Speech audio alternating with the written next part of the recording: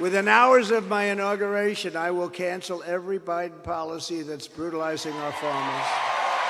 Every single one.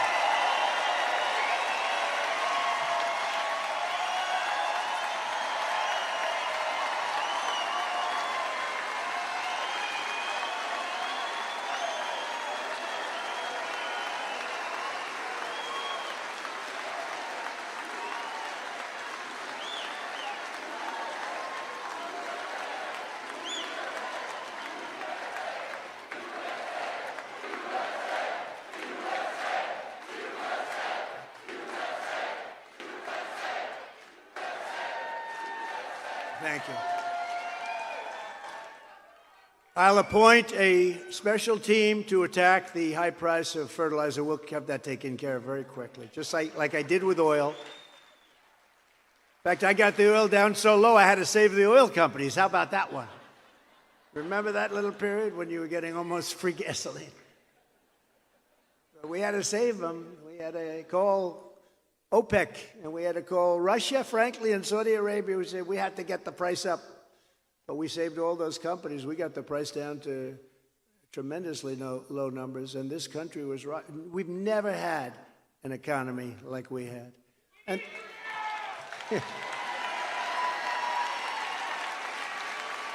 and when you think of it, they did just the opposite. What caused inflation?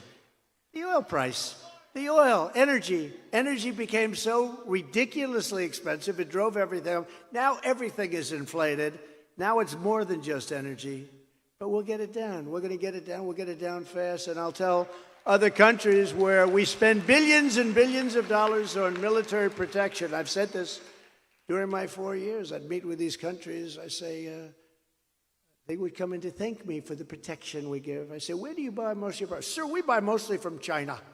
Oh, that's nice. Well, you're going to buy from us from now on, or we're not protecting you anymore. Everyone thought that was terrible.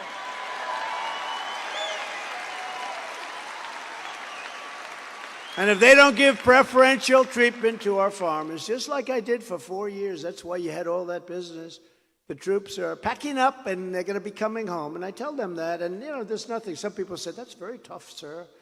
I had one gentleman, a prime minister from a certain country.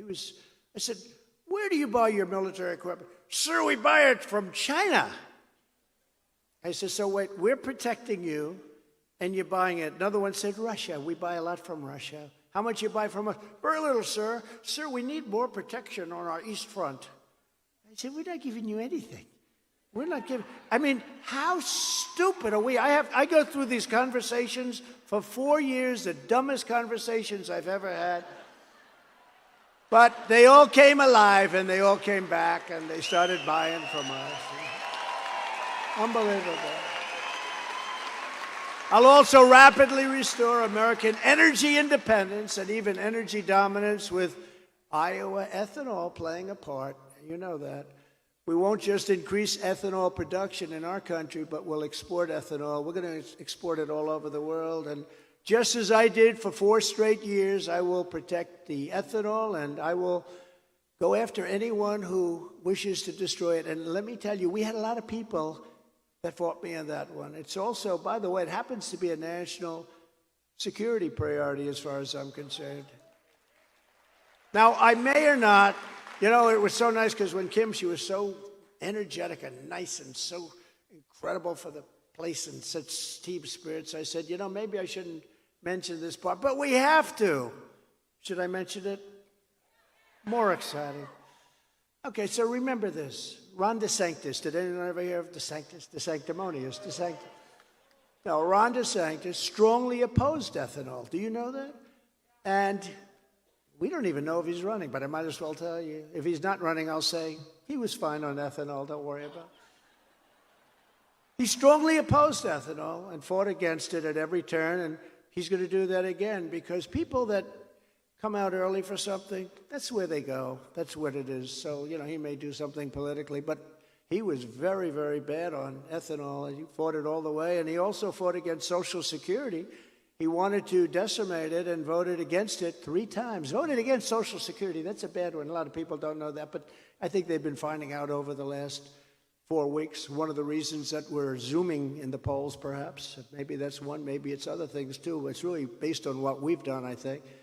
And on Social Security, well, we're at it. He wanted the minimum retirement age to be lifted to people that are 70 years old, a substantial increase over what it is right now. That's a big increase. And he also voted to severely cut Medicare. I will not be cutting Medicare, and I will not be cutting Social Security. We're leaving the age where it is.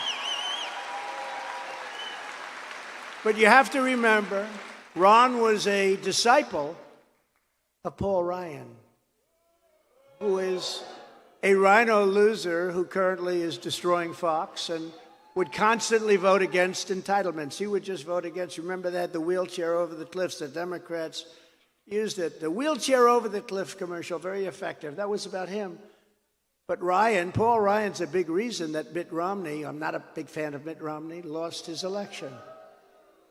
And to be honest with you, Ron reminds me a lot of Mitt Romney. So I don't think you're going to be doing so well here, but we're going to find out. But those are the facts. But I'm proud to say the final numbers just came out, and the primary elections, 98.6% of the people that I endorsed in the elections, in the primaries, won. Think of it, 90, like your temperature. See those two young guys? They have a 98.6 temperature. Everyone else in the room, it could be different. Who the hell knows? But they're young. They got 98.6. So it's easy to remember. 98.6% of the people I endorsed won in the primaries. And what you never hear from the fake news media, I endorsed 253 people, and of the 253 people I endorsed in the midterm elections, 233 won. So I was 233 wins and 20 losses.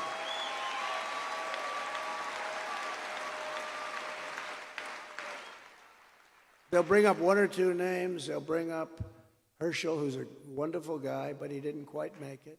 They'll bring Herschel Walker up. They'll bring another one up, another one. I get a couple of names. But think of that, 233 wins and 20 losses, if you want to call them losses. And Kim, I'll bet you didn't even know that. And then you hear the fake news saying, oh, he didn't do so well in the midterms. I did well. The party didn't do that well because we have people like Mitch McConnell and others that didn't allow them to do well. But nobody wants to mention it, so you know what I say? If nobody's going to mention it yourself, these kids. Because if nobody else is going to toot your horn, toot your own horn, and just let it out there. But that's pretty good, right? 233 out of 253. As the publication, Town Hall publication, good publication, said, every single time that Donald Trump has been on the ballot, Republicans either held the majority, like in 2016, or gained seats, like in 2020. The same individuals who want to blame him for losing the Senate in 2020, it was not my fault. I had a lot of good people got in because of me, like North Carolina, Ted Budd, like so many others. We had a lot of them, including some sitting senators that were in big trouble. But they want to blame him for losing the Senate in 2022. By the way, J.D. Vance did great. J.D. Vance was another one. And he's been fantastic, I have to tell you. But they have amnesia from 2018 when President Trump was in the White House and Senate Republicans gained a lot of seats that were unexpected in the midterm elections. They never mention that, the fake news, do they?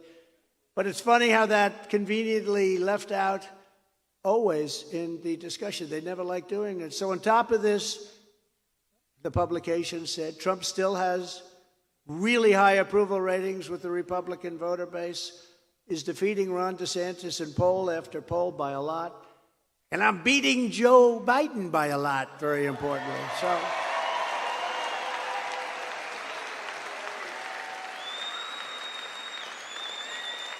but you don't hear that from the media, sometimes referred to as the fake news media, so I'm telling it to you. That's the facts.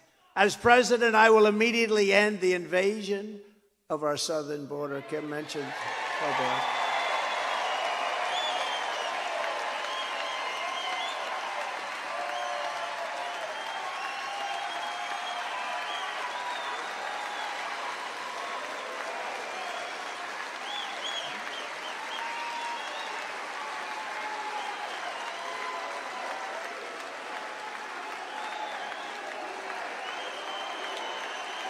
A lot of people in here.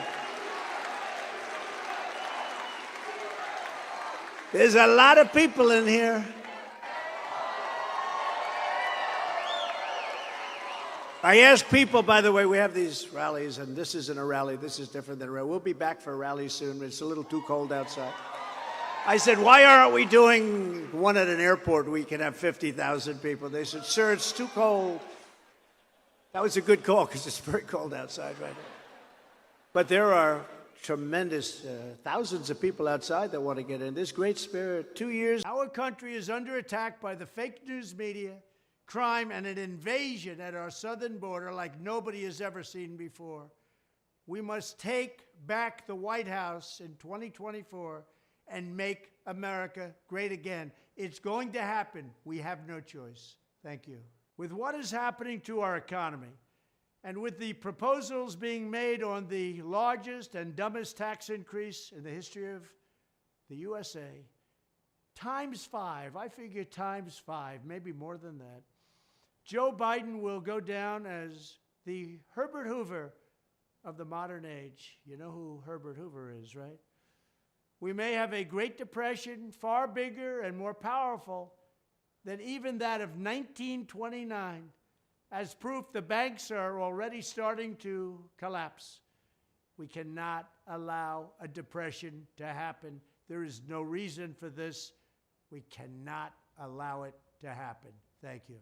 Ron DeSantimonious voted 3 times to cut and destroy Social Security and increase the age requirement to at least 70 years old. Likewise, he voted to radically cut Medicare. And remember, he is a disciple of Paul Ryan. What can you expect? And to go a little bit further, he reminds me very much of a guy named Mitt Romney. What else has to be said? That's where he comes from, and that's where he'll go. Vote Trump. We're going to make America great again. The Republicans in Congress ought to demand the $6 trillion that Mitch McConnell gave to the Democrats and demand that it get back. Put it back in our treasury. It's all Green New Deal and things that nobody wants. Causes massive inflation. But demand it back before they even think about the debt ceiling vote. A great way to cut spending, much of it wasted on so many things that we don't want.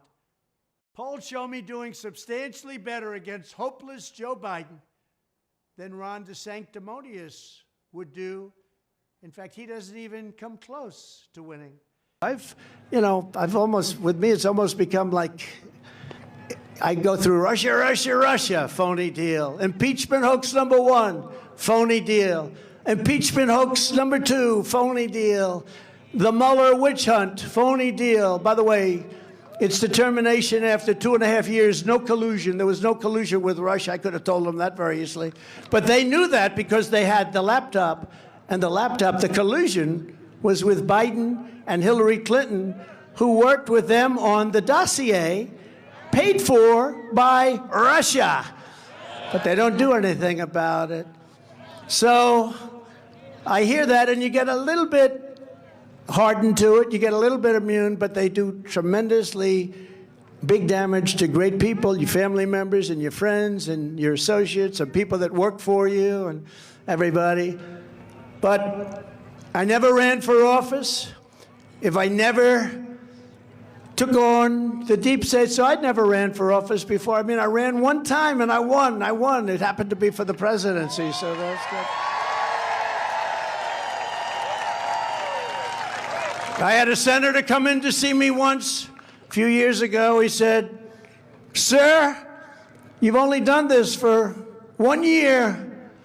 I've been running for office, sir, for 28 years. I ran for president a couple of times. I'm greatly experienced. I think you should listen to me. I said, well, I've only run one time. I've only been doing it for 1 year. And I became president of the United States. So I want to listen to you. I don't want to listen to them. But if I never did run for office, if I never took on the deep state, if I never stood up to China like no other president has ever stood up before. You didn't even know China was a problem until I came along. China was ripping us off, making $600 billion a year. $600 billion. And I did a little tariff hunting with them, and we took in hundreds of billions of dollars. I got the farmers of our country $28 billion because of the abuse that they had to take. The farmers love Trump. They keep saying, oh, I think DeSantis can do okay with farmers. I don't think so. Based on polls, he's not doing okay with anything. Well, it's never good to try and destroy Social Security. It's never good to raise the minimum age to a very high level, which was not good, and to go against Medicare and try and obliterate it. These are a few of the good facts. It's also not good when you look statistically at how he did on COVID. Not well at all. He's in a very bad position. Or you look at how he does on crime. Not good, not good. We have great Republican governors, actually, who did really much better, who shut down their states for a very short time, or in some cases didn't shut them down at all. I look at South Carolina, South Dakota, Tennessee. I mean, we had some states that did a phenomenal job with no shutdowns. You know, I gave them the right not to shut down. Not everybody, you didn't have to shut down. But in the case of Florida, they unfortunately did shut it down. They shut down the beaches, they shut down everything. So now that people are finding out about what happened, they're saying, man, he's dropping like a rock. And I wonder why. But, you know, you never like it when somebody comes, you see, I'm a loyalist. They say, sir, don't talk about that, sir. Because people don't want to hear that, but I do, because I'm a loyal person. These people over here have been very loyal to me.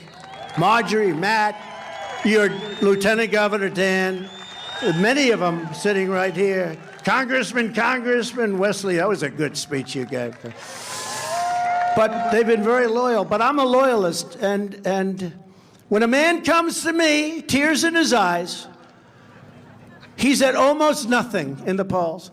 And he's fighting somebody that's at 42, and he's got almost $30 million in the bank. He's at almost nothing. He's got no cash. And I said, I can't give you an endorsement. There's no way you can win. You're dead. But he fought a little bit, like 150. He was certainly no Jim Jordan, that I can tell you. He fought a little bit, just a little bit, on impeachment hoax number 1, impeachment hoax number 2, meaning on television, because I didn't know him very well. But I saw him, so he came and he really wanted. I said, you can't win, can you? How do you can win? Sir, if you endorse me, I'll win. Please. Please, sir, endorse me. And I said, all right, let's give it a shot, because honestly, the Secretary of Agriculture, Adam Putnam, good man, but I never met him. I didn't know him. So I don't feel guilty about it, you know, if you don't know somebody. I wish I knew him, actually. You want to know the truth, I wouldn't have done this. So what happened is, I said, let's give it a shot, Ron. And I endorsed him, and he became like a rocket ship. Within one day, the race was over. He got the nomination. Then he had to run against a man that was the hottest in all of politics. He was the hottest person. Remember, it was him and Stacey Abrams, the two hottest people in the Democrat Party. So we laugh at him now, but at the time, he was one of the hottest people in politics, Matt, right? He comes from a state that Matt's very familiar with. Now, he turned out to be a crackhead.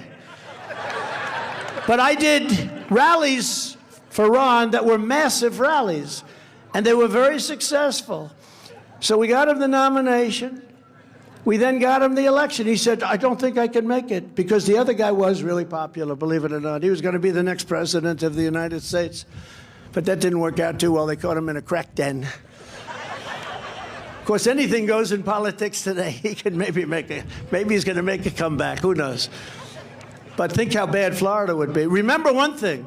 Florida has been tremendously successful for many years, long before this guy became governor. Florida was tremendously successful under Rick Scott. He was, look, whether you like him or not, Charlie Crist, it was very successful. He was a Republican at the time. But Florida's been successful for decades. In fact, probably as or more successful than it is now. But when a man you get them elected, and there's no quid pro quo. Get rid of that word. Remember those words? Quid pro quo, with the perfect call I made with the Ukrainian president. But when you're getting a guy so he gets the nomination because of you, he wins the election because of you, 2 years later, the fake news is up there saying, will you run against the president? Will you run? And he says, I have no comment. I say, that's not supposed to happen. I have no comment. No. So I'm not a big fan, but I love, that's right, he's a disciple of Paul Ryan. He is actually a disciple. That's why he wanted to cut Social Security and Medicare. But I think we're doing really well. I mean, we're up at levels. I don't know if they have them on the screen, but they might put them up on the screen. The polls, the last 4 or 5, actually the last month. Yeah. And put the other ones up, because you'll see some numbers that are incredible. You'll see some numbers that are, we just had one today, 69 for Trump, and I think 18 or 19 for DeSanctimonious. Yeah, we were at 69 in one today. But if I never fought the Marxists and the lobbyists and the rhinos and the open border zealots, if I never fixed our military, and I rebuilt our entire military, we defeated ISIS. We took out al-Baghdadi, we took out Soleimani. We fixed our military and gave you the largest tax cut in the history of our country. We gave you the largest. Ron DeSanctimonious is being crushed in the polls, all of them. Many globalists are having second thoughts. Rhinos like Karl Rove, Pauline Ryan, and Jeb, low-energy Bush, are beside themselves. They don't know what's going on. They have rarely witnessed a cratering of this magnitude. These polls are going down rapidly. Maybe they should have told Ron that trying to destroy Social Security and Medicare and having voted to destroy them 3 times is not a good thing to do. Also, his record on China virus, crime, and education is, despite his ever-spinning PR machine, absolutely abysmal. Thank you. Ron DeSanctimonious is dropping in the polls so fast that he soon may be falling behind young Vivek Ramaswamy. Do you know who that is? People are beginning to find out that Ron wanted to destroy Social Security and raise its minimum age to at least 70, and he fought very hard to do it. He also had strong plans for cutting Medicare and still does. You know, when they have policy in their head, they never change. They may say they change, but they always go back to it. So he would, if given the opportunity, but you won't give him the opportunity. Nothing good happens when you are a disciple of Super Rhino Paul Ryan. Also, Florida did great long before DeSantis came along. Got my coveted endorsement, which shot him up in the polls, and then won the election, won the primary, then he won the election with my help. We did rallies for him. We did everything for him. I like people that are loyal. When you help somebody, you expect that there'll be a certain amount of dignity and loyalty. We didn't get that from Ron, but that's okay, because we're going to beat him, and we're going to beat him very badly. We're going to win the presidency. We're going to make America great again. Thank you. Remember, Ron DeSantis strongly opposed ethanol and fought against it at every turn. And he'll do it again. They always go back to their original policy and thought. And on Social Security, while we're at it, he wanted the minimum retirement age to be lifted to 70 years old, a substantial increase. He actually wanted it to even be higher than that. He also voted to severely cut Medicare. Remember, he was a disciple of Rhino Paul Ryan, a loser who currently is absolutely destroying Fox and Fox News, and would constantly vote against entitlement. Ryan is a big reason that Mitt Romney lost his election. Although, to be honest with you, Romney didn't have a lot of personality, did he? But Ron reminds me so much of both of them. He is a Paul Ryan disciple. He is a Mitt Romney lover. And I rate him as a twin. And we don't want Paul Ryan, and we don't want Mitt Romney around all the time. We've had enough of them. They've hurt our country so badly. Ron is just like them. Thank you very much. Calling Russia a gas station with a bunch of nuclear weapons, or calling Putin, quote, authoritarian gas station attendant with some legacy of nuclear weapons from the old Soviet Union, is exactly the kind of simple-minded thinking that has produced decades of failed diplomacy and ultimately war. And where is that war going? Those such as Mitt Romney and Ron DeSantis, very much alike, who insist on arrogantly treating Russia as deeply inferior to the other nations of the world, with no history or culture or pride, are not only ignorant and foolish, but their attitude makes it impossible to negotiate peace, absolutely impossible. Under my administration, we were tough on Russia, tougher than any administration before, but we also demonstrated respect for Russia and the Russian people. We demonstrated understanding for Russian history and the fact that Russia lost over 20 million lives in World War II. They were fighting with us. This kind of neocon rhetoric mocking Russia's nuclear weapons, along with implying that Putin must be tried and presumably executed as a war criminal, only increases the chance of deadly nuclear escalation. Fundamentally, it shows a lack of depth, a lack of seriousness, and a lack of sophistication on the subtleties and complexities of foreign policy. You can't do certain things and end up with peace. This is not the time for an on-the-job training as we face the possibility of nuclear war. And our leaders, if you call them that, got us there. This is where we are. The word nuclear was never even mentioned during the Trump administration. Now it's being mentioned every hour of every day. We need a statesman and a peacemaker in the White House, not someone who recites mindless and recycled talking points to win the approval of the failed foreign policy establishment that didn't know what they were doing.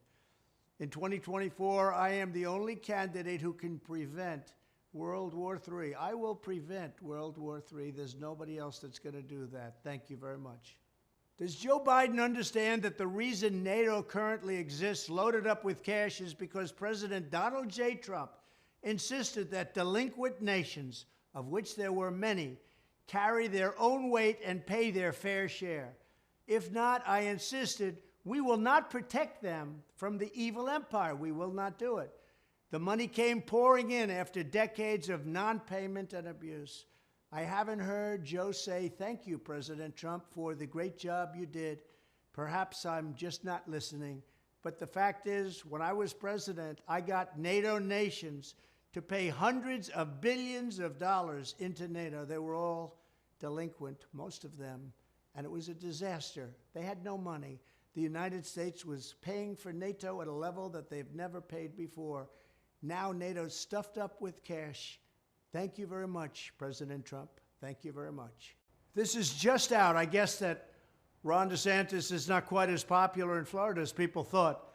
I assume, among other things, that they don't want their Social Security cut or their Medicare cut. Can't do that, Ron.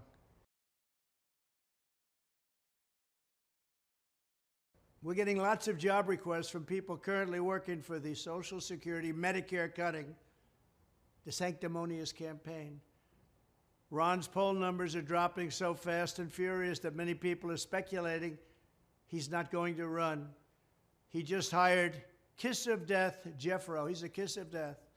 I can tell you a lot of the people that we defeated who were represented by Jeff Rowe, kiss of death, who dropped Young Kim, you know who Young Kim is, to see if he can help. And he's going to help Ron, but I don't think he's going to help him much because I'm leading in Texas by 42 points, Iowa and New Hampshire by a lot, overall by close to 40 and by 10 against the scammer, Joe Biden. Thank you. 80% of the public think that your former president, Donald J. Trump, me, is being treated very unfairly for political reasons and due to the fact that he is leading in all of the polls. 80% of the people agree with that. I say these prosecutorial scams and hoaxes are all about election interference, and Republican leadership must get tough and must be smart, or we're not going to have a country left. Thank you. A new and very important poll just came out, the Morning Consult poll, highly respected. And it has us at 60, leading by a lot. 19 is second place, and then they get into the 5s, 4s, 3s, 2s, 1s, and even some 0s in there, a lot of people. But this is incredible. So we're at 60% compared to 19%, and then big drop-offs, really big. And the 19% is going down. That's Ron DeSanctimonious. And you've been watching him fall. He's falling at record levels, and we'll keep it that way. So we got to make sure we have a great election. Got to win big. And we're leading crooked Joe Biden by a lot. A lot. The polls are showing we're 7 points up, 8 points, 9 points, and even 11 points in one instance. So we're beating them all, and let's keep it that way because we're going to make America great again. We're going to take back our country, put America first, make America great again. Thank you very much, everybody. Thank you. The problem with Ron DeSanctimonious is that he needs a personality transplant, and those are not yet available. Almost all congressmen and women that served with him and knew him well supported me, some of them surprisingly so because of their relationship with Ron. I would say that when it comes to lack of personality, Ron would be in a class with Asa Hutchinson, and that's not good. Ron's foreign trip was a total bomb. They didn't even know what he was doing there. What are you doing here, Ron? Why are you here? It was a mess. Thank you. Rob DeSanctimonious and his poll numbers are dropping like a rock. I would almost be inclined to say these are record falls. The question, is Rob just young, inexperienced, and naive, or, more troubling, is he a fool who has no idea what the hell he's doing? We already have one of those in office. We don't need another one. We need MAGA, Make America Great Again. That's what we want, Make America Great Again. We have no choice. This is the last shot we've got at it. If we don't win this time, our country's in really big trouble. Thank you. When the Ron DeSanctimonious facts come out, you will see that he's better than most Democrat governors, but very average at best compared to Republican governors who have done a fantastic job. How about the fact that he had the third most deaths of any state having to do with the China virus or COVID? Even Cuomo did better. He was number 4. He shut down everything, including the beaches. Other Republican governors didn't do that. They kept it open. It was their choice. I gave them all their choice. The Democrats blew it big. A lot of Republican governors did a fantastic job. And look at Disney and what a mess it is. Could have worked out an easy settlement, but no, he wanted to show the fake news how tough a guy he is. He's not. And the whole Disney thing is really very unfortunate. Now thousands and thousands of jobs are being stopped, and a lot of people are very upset about it. Thank you. In December of 2017, Ron DeSanctimonious was polling at 5% in the Republican primary for governor of Florida, 5%. DeSantis had virtually no endorsements and was being drastically outraised by Agricultural Commissioner Adam Putnam, the widely viewed favorite. He was going to win. He was going to win easy. He was way up. Ron had zero chance of winning. On December 21st, 2017, a man named President Donald J. Trump endorsed in support of Ron DeSanctimonious. His polling skyrocketed, and DeSantis won the Republican primary 57-37. He was down so many points, and all of a sudden he wins by 20. He was already looking for jobs. But he did it because of President Trump. Thank you very much, Ron. Thank you very much. President, the 9/11 families are out saying again that they don't want you to host the tournament. What do you say to those? Which tournament? To host any event of this. Great people, great talent, tremendous talent. Who do you hope is going to win? Got too many friends out here. What do you think? We have a lot of. Patrick's playing great. They're all, fantastic. Why do you think Liv is more offensive this year? Who? Why do you think Liv is probably more offensive than horses this year? I think it's the best courses. It's the best course in the tri-state area. Oh, I'm sorry. That's all right. I got it. All together? Watch your face. It's the best course. It's not even a contest. And I think Bedminster's now. They love Bedminster. Now you get to Europe, you have Turnberg, Aberdeen, and Doonbeg. We have, a lot of things coming up there. But they're great courses. What do you think? No, I think he's a very disloyal person because he was dead. He was looking for jobs, and I endorsed him, and he went up many points. He was 30 points down, at least, maybe more than that. He was dead. So I think he's very disloyal, but I don't care. Look, a poll just came out in Iowa. You saw the one that just came out a couple of minutes ago. I'm leading by 30 or 40 points. I don't mind that at all. But no, I think he's very disloyal, but he's got no personality. If you don't have personality, politics is a very hard business. With him? Well, I watched him with Charlie Crist, and he got very badly beaten with Charlie Crist. And Adam Putnam beat him. I don't know, but they say he's not a very good debater, but maybe he is. I don't know.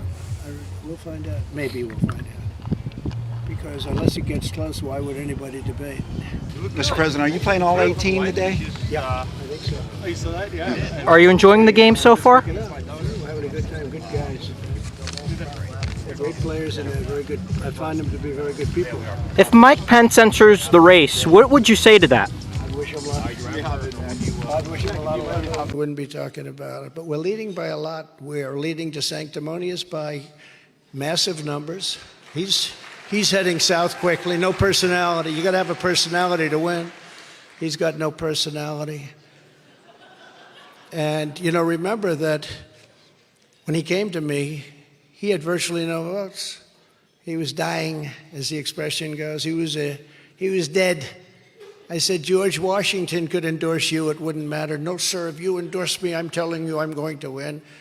I said, let's give it a shot. I endorsed him. He went up like a rocket ship, and shortly thereafter, they had the primary, and he won. And then we had to get him through a crackhead. But nobody knew he was a crackhead at the time. At the time, he was the hottest politician in the Democrat Party, male version. Female version, Stacey Abrams. It's true. Stacey Abrams and him. But he was hard to beat, and Ron said to me, I don't think I can beat him. I said, you'll beat him, you'll beat him. And I did 3 rallies, massive, massive, massive rallies, thousands and thousands of people. And I said, you're going to win. And he ended up winning much more.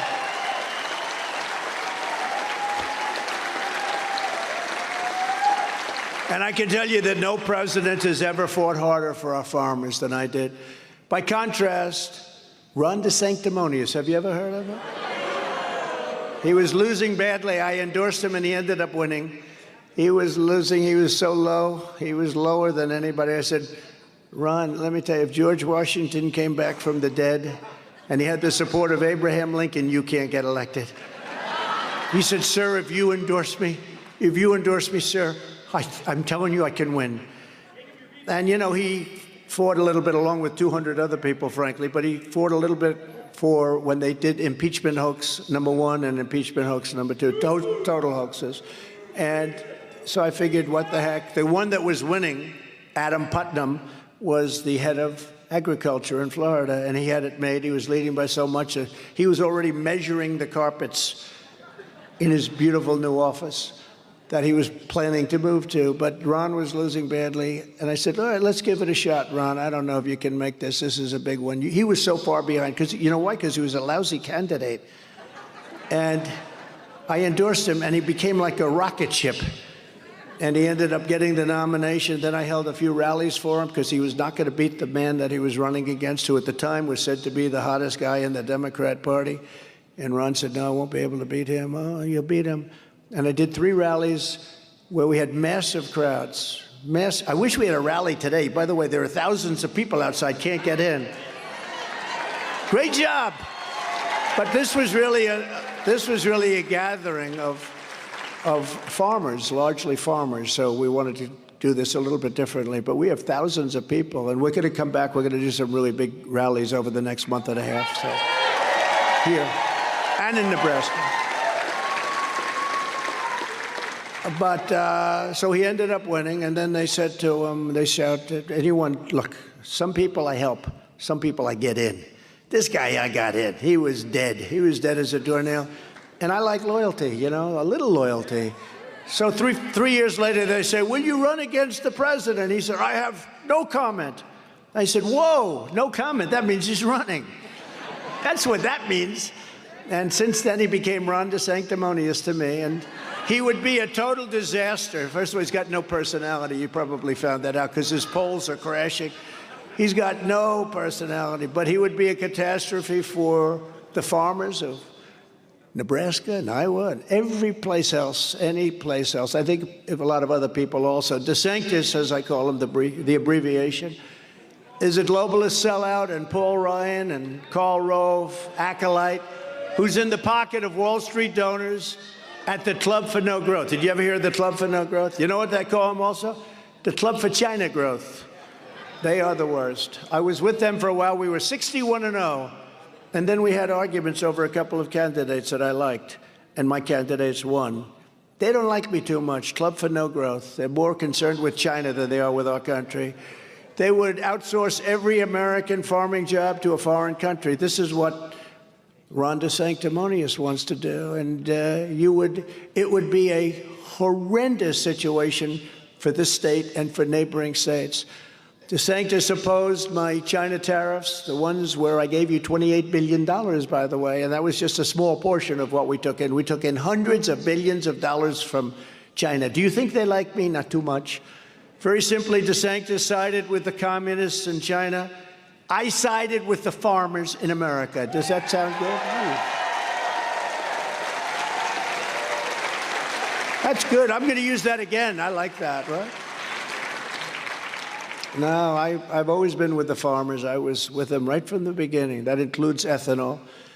Every Iowan also needs to know that Ron DeSantis totally despises Iowa ethanol and ethanol generally. He's been fighting for years. Don't forget, he was a congressman, and he was voting against it and fighting for years to kill every single job supported by this very important industry. Ending the renewable fuel standard was one of his top priorities as a member of Congress. He wanted to end it. And if he had his way, the entire economy of Iowa would absolutely collapse, because it would collapse if you did that. DeSantis slandered the ethanol mandate as, quote, socialism. He called it socialism, and called his vicious plan to annihilate the Iowa farming industry as a total no-brainer. Now he's going to come on here and probably say, I'm actually quite in favor of ethanol. I think it's wonderful. You know, one thing about a politician, I learned this long before I ran for office. When they have their initial thoughts, that's what they go back to. So he may have to come in and he may have to say, I love ethanol, isn't it wonderful? But what he's done to ethanol has been very bad. And the people in the ethanol industry understand it. He's bad news. In Florida, DeSantis is famous for his cruel targeting of family farms, not in favor of the farms. In a callous betrayal of farmers, DeSantis recently vetoed over $130 million in farm subsidies, prompting the Florida Agricultural Commissioner to state in total disbelief, this is no conceivable, and there is no conceivable reason to target agriculture in a year when we have billions of dollars and billions of reserves. Agriculture was harmed today by the governor of Florida, and harmed very badly, and it's true. And he's going to do that to Iowa and Nebraska and everybody else, because that's his inclination. If you want to defend American farmers and grow more farm products in the USA, then you should vote for a very fine gentleman named Donald J. Trump. Thank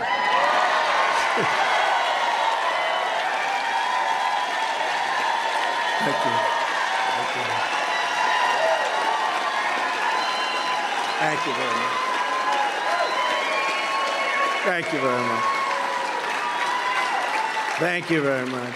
I just heard that we won the big Turning Point straw poll in a total blowout, getting 85.7% of the vote. Very respected poll. Ron DeSanctimonious came in a solid third with 4.3%. Vivek got 2%, and sloppy Chris Christie, a total mess, as usual, got a big fat 0. Turning Point put on a great event in West Palm Beach, setting all kinds of records, including in attendance. They really have done a great job, and they're going to help us a lot with the election. Thank you very much, and thank you, Charlie. The DeSanctimonious Super PAC, always backed out, should focus more on Florida property and auto insurance, which has zoomed to highest in the nation status and highest by far. Instead of spending money on a campaign that's going absolutely nowhere, he's crashing. Come home, Ron, where you belong. Get those insurance rates way down, because what's happening in Florida shouldn't happen anywhere. If they don't like Ron DeSanctimonious now, they won't like him any better 6 months from now with the start of primary season. The more people get to know him, the lower his polls are going. He's now in the mid-teens and falling fast. He will soon not be number 2. Looks like it won't happen much longer, but he deserves it because he's a very disloyal person. Make America great again. Thank you very much. Ron DeSanctimonious would be a complete disaster for the American farmers and the great people of Iowa. His record on agriculture is terrible because he is totally owned by the globalist donors who would like nothing more than to outsource every American farming job to a foreign nation. And he is totally in the pocket of China. DeSantis opposed my China tariffs, and he heartlessly opposed the $28 billion in relief payments to protect our farmers from Chinese abuses. If you remember, I got China to pay our American farmers $28 billion for the damages that they've caused. And I don't think we're going to be losing Nebraska, Iowa, or any of the farm states because nobody else could have done what I've done. $28 billion. We got it from China. We took it out of the tariffs. And I was very proud to do it. DeSantis also totally despises ethanol. Ending the renewable fuel standard was one of his top priorities as a member of Congress, as you know. If he had it his way, the entire economy of Iowa would be wiped out, because if you do that to ethanol, you're really badly hurting Iowa. DeSantis slandered the ethanol mandate as, quote, socialism, and he called his vicious plan to annihilate the Iowa farming industry a no-brainer. That was a no-brainer for him. In Florida, DeSantis is famous for his cruel targeting of family farms. Just recently, DeSantis vetoed over $130 million in farm subsidies. He really hurt the farmers badly, stabbed the farmers right in the back for his own state, and nobody should be able to do what he did, and nobody should be able to get away with it. He did bad for the farmers, and he'll do bad for the farmers of Iowa. As president, I fought for Iowa ethanol like no president in history. Nobody's even come close. I issued a rule declaring that E15 would be made available all year round. In addition, I dramatically increased the number of fueling stations where E15 could be sold across the country by letting them use their existing pumps and saving a massive amount of money by not having to replace pumps that were actually already better. The old ones were better than the new ones. I replaced NAFTA with the USMCA, Mexico, Canada, and negotiated dozens of incredible trade deals for our farmers. If you want to grow more farm products in the USA and defeat the anti-farmer ideology of Ron DeSantis and the other globalists, then text Iowa to 88022 to join our campaign, register Republican, and come out to support us in the Iowa caucuses this January 15th, big day. With your support, we will put farmers first, and we will put America first. We will also make America great again. Thank you. These are ridiculous indictments, and all they're doing is hoping for massive election interference. That's all they want to do. They want to damage the leading candidate, by the way, leading by far, I have to say. DeSantis is gone. DeSantis is gone. He's just about over. I think if he ever made a comeback, it would be the greatest comeback in political history. He's gone. I endorsed him. He was gone before I endorsed him. I endorsed him. You know that, right?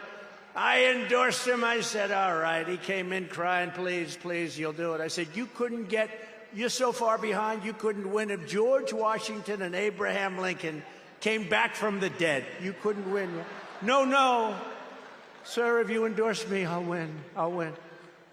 So, you know, he worked on the impeachment hoax number 1 and impeachment hoax number 2, 2 of the many hoaxes that I had to go through.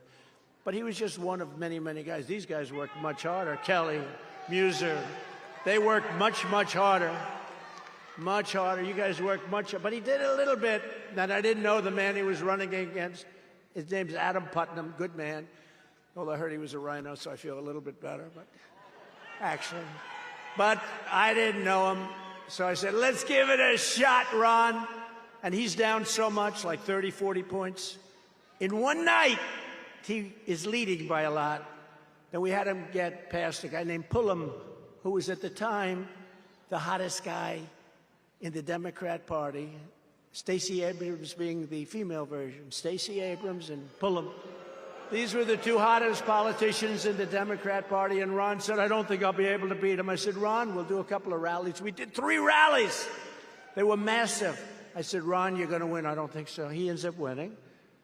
Then 3 years later, they say, will you run against the president? Will you run against the president? He says, I have no comment. I said, that means he's running. This son of a bitch is running against me. I got him elected. He's running.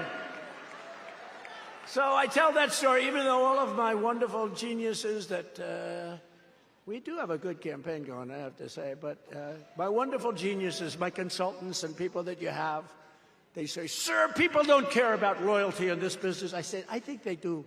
See, I think they do.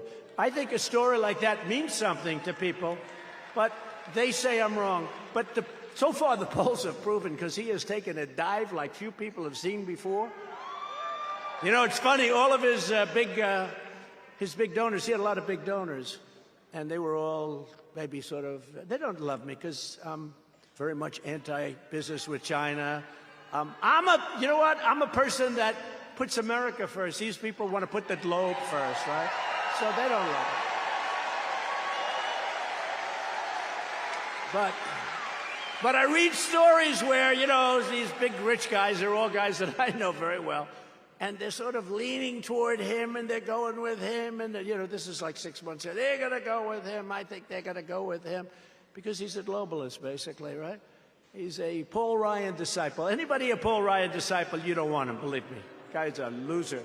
But look, he had to leave because he couldn't have won. He was out. But remember this, when the people, they're all with him. They're all set. They're going with him. We're going with DeSanctimonious. And then last week, I started getting phone calls 2, 3, 4 weeks ago. Hi, President. I just called to say hello. What are the big donors? Oh, I thought you were with DeSantis. No, weren't you with DeSantis? Sometimes referred to as DeSanctimonious. Never referred to as DeSantis. Never. Of course, he did change his name in the middle of the campaign. You know that, right? Are we having fun? What the hell? Thank you very much. Great honor to be with you. And hello, Iowa. I'm here to deliver a very simple message. Iowa has never had a better friend in the White House than President Donald J. Trump, and I think we know that. We made a lot of big promises to the people of this great state, and as your president, I kept every single one of those promises. I gave the farmers $28 billion straight out of the tariffs I took from China. No other president took anything from China. Got hundreds of billions of dollars. We gave the farmers $28 billion, and that was the largest amount was given to Iowa. I ended the NAFTA disaster, the worst trade deal ever made in this country, and replaced it with the brand new USMCA. And that's, as you know, Mexico-Canada was the best trade deal ever made, and so good, in fact, that the two nations are now trying very, very hard to renegotiate the deal, and don't let them do that. And while I never mention it because of COVID or the China virus, as they say, I also got China to buy, and this is so important, but just don't talk about it, to buy $50 billion worth of American farm product, and they were buying it, and they were buying it in a very big way. Unlike the establishment globalists in this race, I've been an unwavering warrior for Iowa ethanol, and I will remain your ethanol champion, very important to your economy. Ron DeSantis has aggressively fought against ethanol, which I think would be devastating for Iowa. He fights against it all the time. As president, I issued a rule declaring all E15 would be made available all year round, and you could reutilize your pumps and all of the existing equipment, which is saving hundreds of millions of dollars for your state. And I dramatically increased the number of fueling pumps where E15 could be sold all across the country. We were really great for ethanol. I staunchly defended Iowa's first in the nation caucuses and was responsible for keeping you as first in the nation. Without me, you would not be first in the nation right now. I created the strongest border in U.S. history, built nearly 500 miles of border wall, then wanted to add another 200 miles. We had the fence all built, then the wall was built. It was ready to go up. And when Biden got in, they didn't do it. That's when we first realized this guy actually wanted open borders where people pour into our country.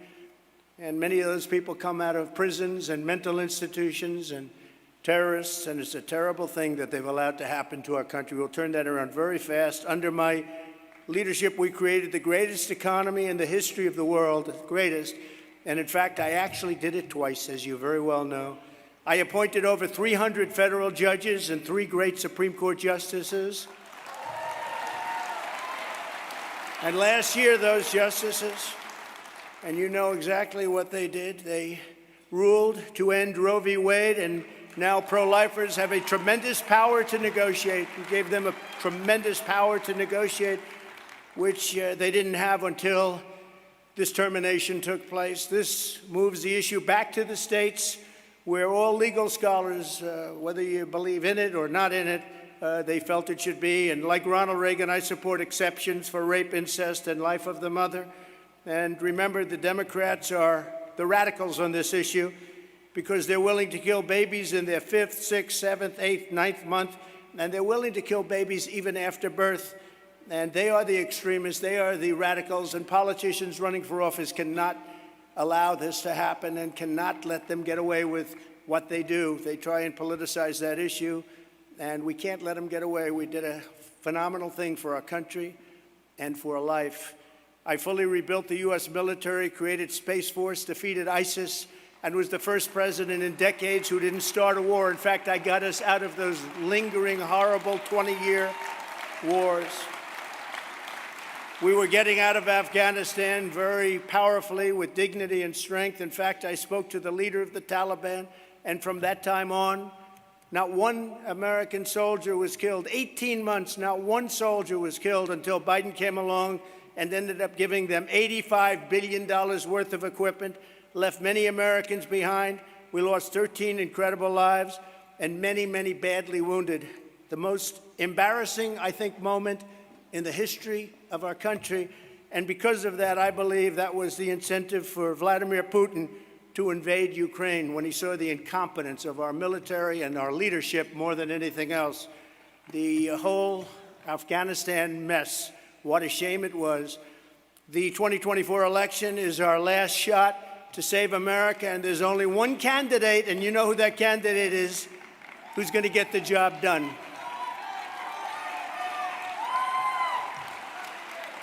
And I'm going quickly because we're given 10 points and we're given 10 quick minutes, so I'm going to go quickly, but we did a lot of things. It's hard to do it that quickly.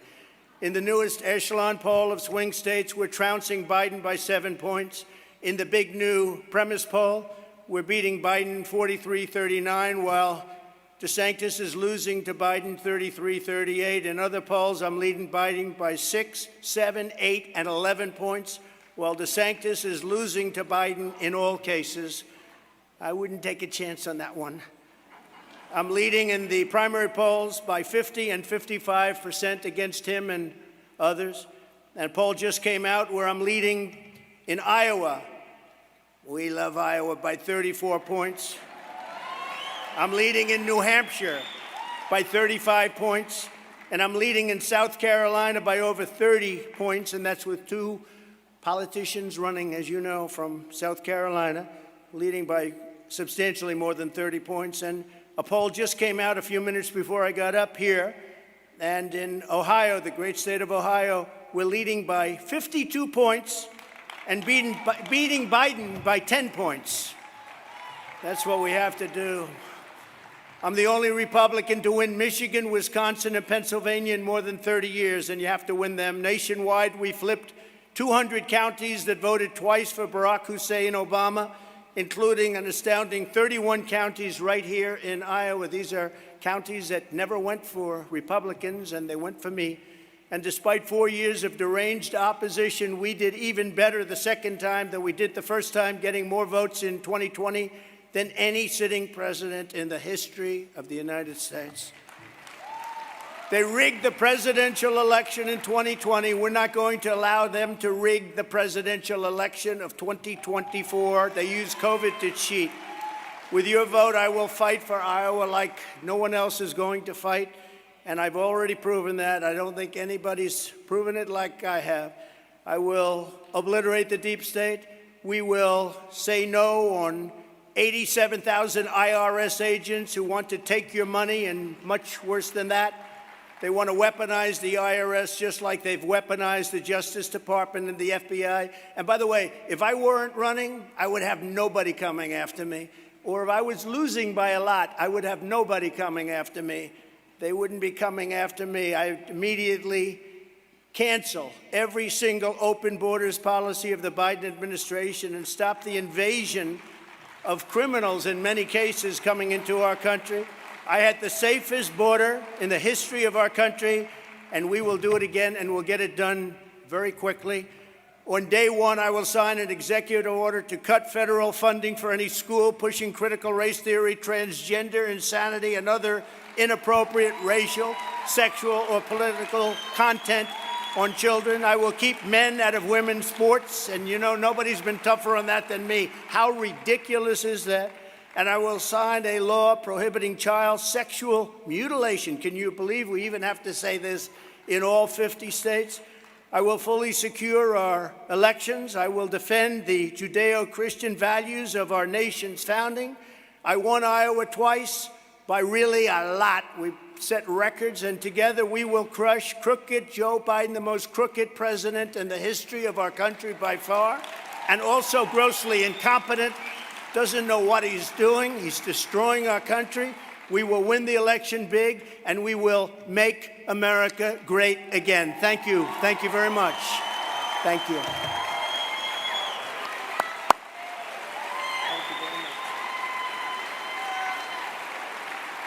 The new Fox poll has me up by almost 50 points over Ron DeSanctimonious and beating Biden by a lot.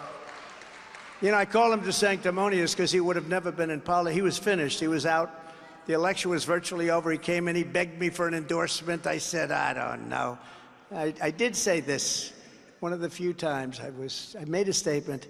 Wasn't totally. I said, if George Washington and Abraham Lincoln came back from the dead, Ron, and they endorse you, you'd still lose. You'll lose it by so much. He said, no, you're very popular in Florida. I love Florida. He said, if you endorse me, I think I'll win. And I gave him an endorsement. I didn't know the other person. He was Secretary of Agriculture, Adam Putnam. I hear he's a good man, but I didn't know him. So I gave him an endorsement, and he was like a rocket ship. Just from the endorsement, he went up. He won a few days later. I mean, literally a short time later, he won the primary. Then he ran against somebody who turned out to be a crackhead, but he was the hottest politician in the Democrat Party. Remember? Good-looking guy. He was going to be, you know, automatic. He was going to be a president someday. Lots of luck. I hope he has an easier path than I had. But he was going to be a president someday, and Ron said, I won't be able to beat him. I said, Ron, I'm going to give you a couple of big Trump rallies, and you're going to beat him. And we gave him rallies, and he won. And then 4 years later, they scream at him, these lunatics in the back, the press. Will you run against the president, they said to him. And he looked at him, I have no comment. I said, no comment? This guy has no comment. That means he's running. And I started hitting him from the following day, you know, and I got a lot of heat. A lot of people would call, sir, you shouldn't attack him. He's a Republican. I said, I don't care. Difference is that make. And you see how he's done. He's been like a bird, sadly wounded, very badly wounded, actually, in flight. So he's been crashing. And we just got a poll in, I think, New Hampshire. He's in 5th place. So I wish him a lot of luck. You know, when you're loyal, and my consultants, they all get paid all this money, they don't know much, okay? I want to use the word crap, but then I get myself in trouble. The First Lady says, darling, you shouldn't use that word. Sometimes I'll say hell. She said, darling, you shouldn't use that word. I don't know. But so I won't use the word crap. I won't use it. But they don't know too much. It doesn't sound as good when you say that, right? They don't know too much. They don't know crap. Right, Wesley? Wesley knows what I'm talking about, right? But anyway, but they said the people don't care about loyalty. Look, they don't care if he was loyal to you or not. Don't even mention it. I said, let me do my own thing, if you don't mind. They said, you'll never run for president because nobody ever became president unless you were a general. Did you know that? 92% of the people were politicians and 8% were generals. So I wasn't a politician, I wasn't a general, and I ran. They said, you won't win. So these are the same people that are telling me this. But with Ron, they said, nobody cares about his loyalty to you. Take it off the table. I said, I'm not going to take it off the table. I'm going to, and you know what? I think it's one of the big reasons that he's failed so badly. Second of all, he is not a talented politician, obviously, because he hasn't done very well. But you know, when you get somebody, Wesley, here's a guy who's loyal to me. I gave him an indictment. By the way, I think Wesley would say I helped him a hell of a lot, right? But he's somebody that appreciates it. I think people should appreciate it. I appreciate it when people do things for me. But this guy didn't appreciate it, so I hit him exceedingly hard. Some people say, why do you hit him so hard? Because I gave him the position, I made him, and then he announced he was going to run against me. That's a bad seed. That's a bad seed. In the CBS poll, I'm beating Biden and leading by, in some cases, 15 points with independents. Remember, they used to say, well, Trump has a problem with independents. I don't think so. Then they said, Trump has a problem with women. No, I don't have a problem with women. You know, the women...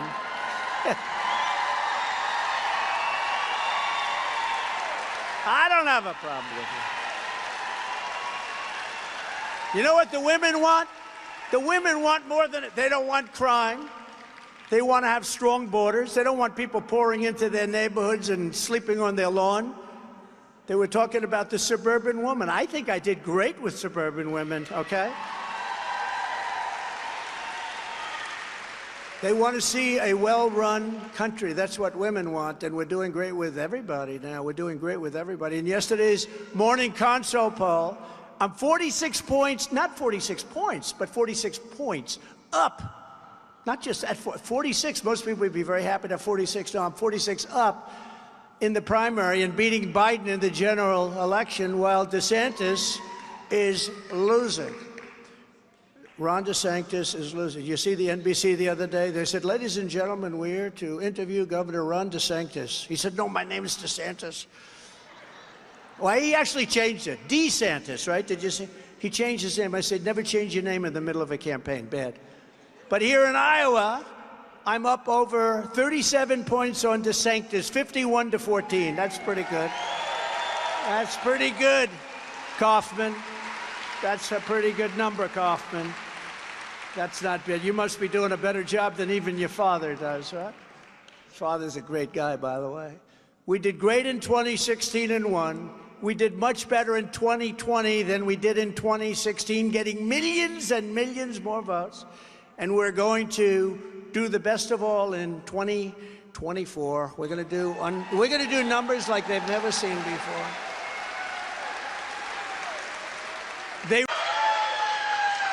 So if you want to save America from Crooked Joe and the radical left, then get out and be patriots, and you're all patriots. Make sure that they're registered Republicans. Get out. You have to register. Register Republicans. Get them out. Get all of your friends out. And 7 p.m. on Monday, January 15th. That's when it all begins, January 15th. On a Monday. It's a good, beautiful day. And you got to get them out 7 o'clock in the evening. That's when it starts. And it's a beautiful scene, actually. In fact, I think I'll come up for it. Should I come up? Yeah, I'll come up. I'll get them out with you. I think I'll come up. I think I will. So I'll tell my geniuses over there, we'll come up. But we're asking for a commitment, everybody, to, whatever you can, get 3 people at a minimum and come out, bring them out with you. Because caucuses, you can do that. You know, with the regular elections, it's a little bit stranger. But with a caucus, you can do that and get 3 people at a minimum and get out. And let's really start it off with a bang. They're losing in Iowa by like 35, 40 points. You know, second, Ron DeSanctimonious, who, remember, was against ethanol, totally against it, wanted to end it totally. And that would be devastating, frankly, for your farmers. It would be devastating for the farmers. But they wanted to end it.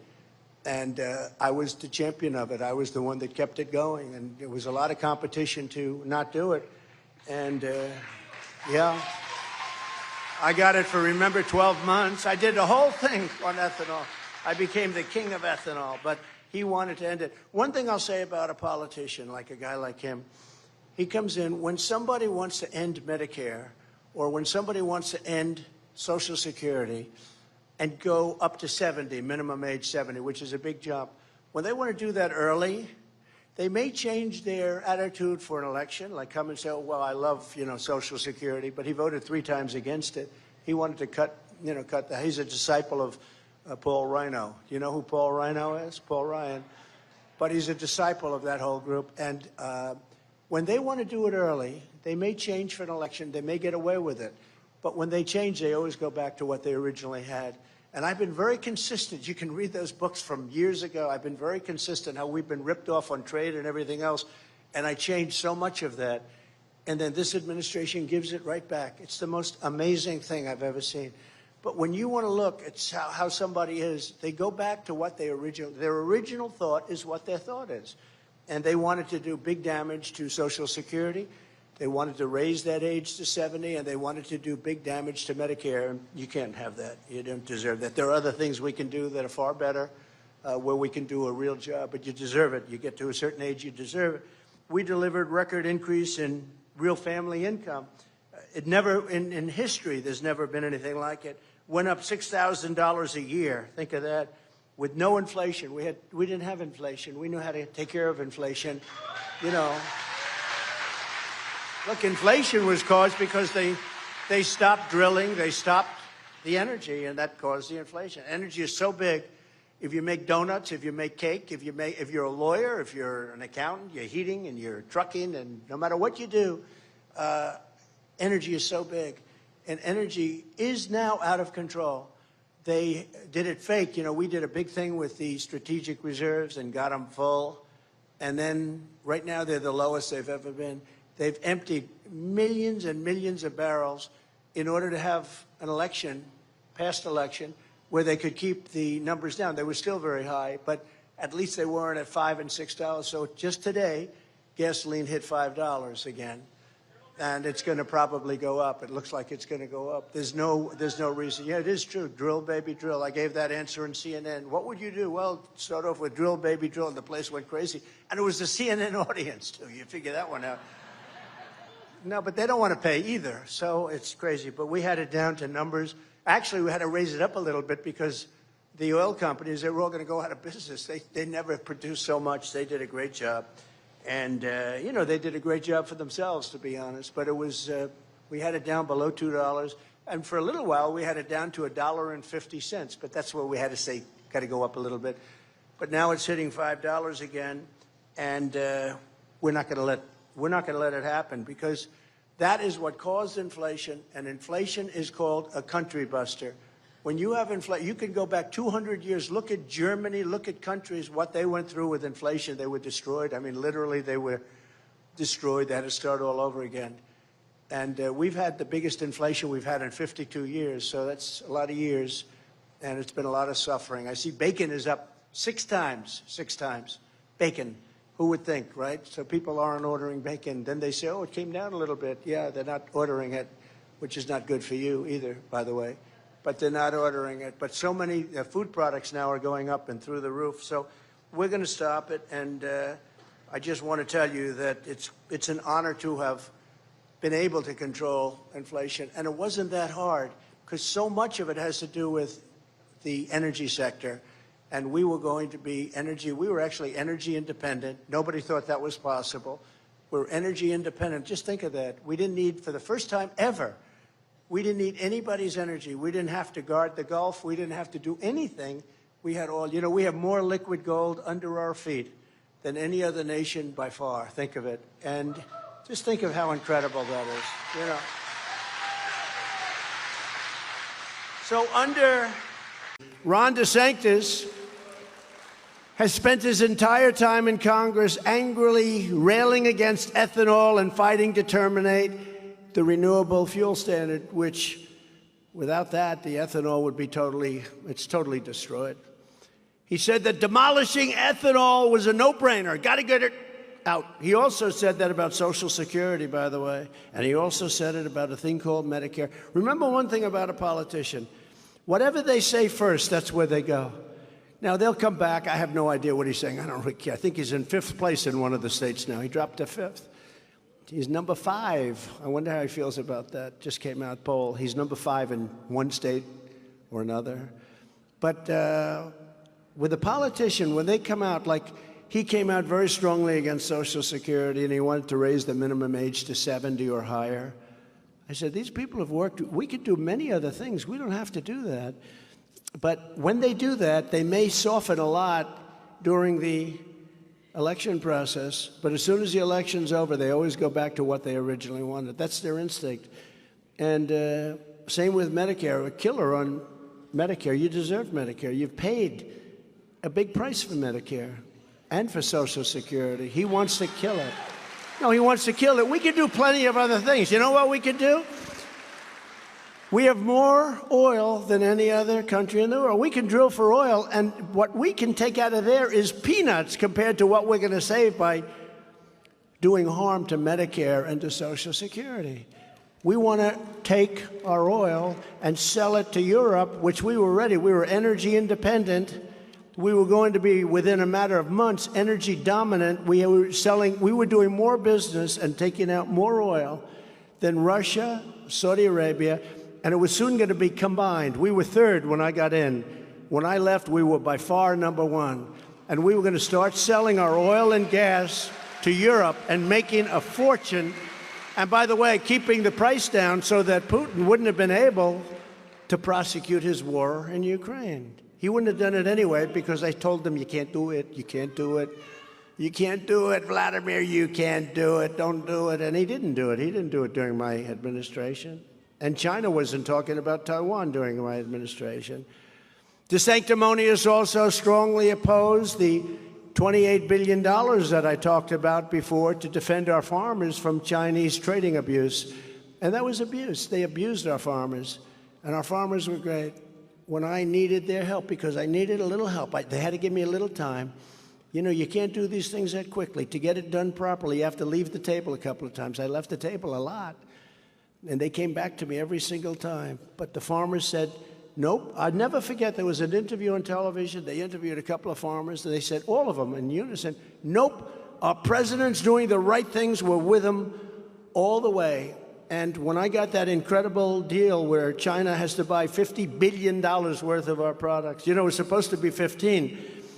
It's supposed to be 15 billion, and I misunderstood. I heard it as 50.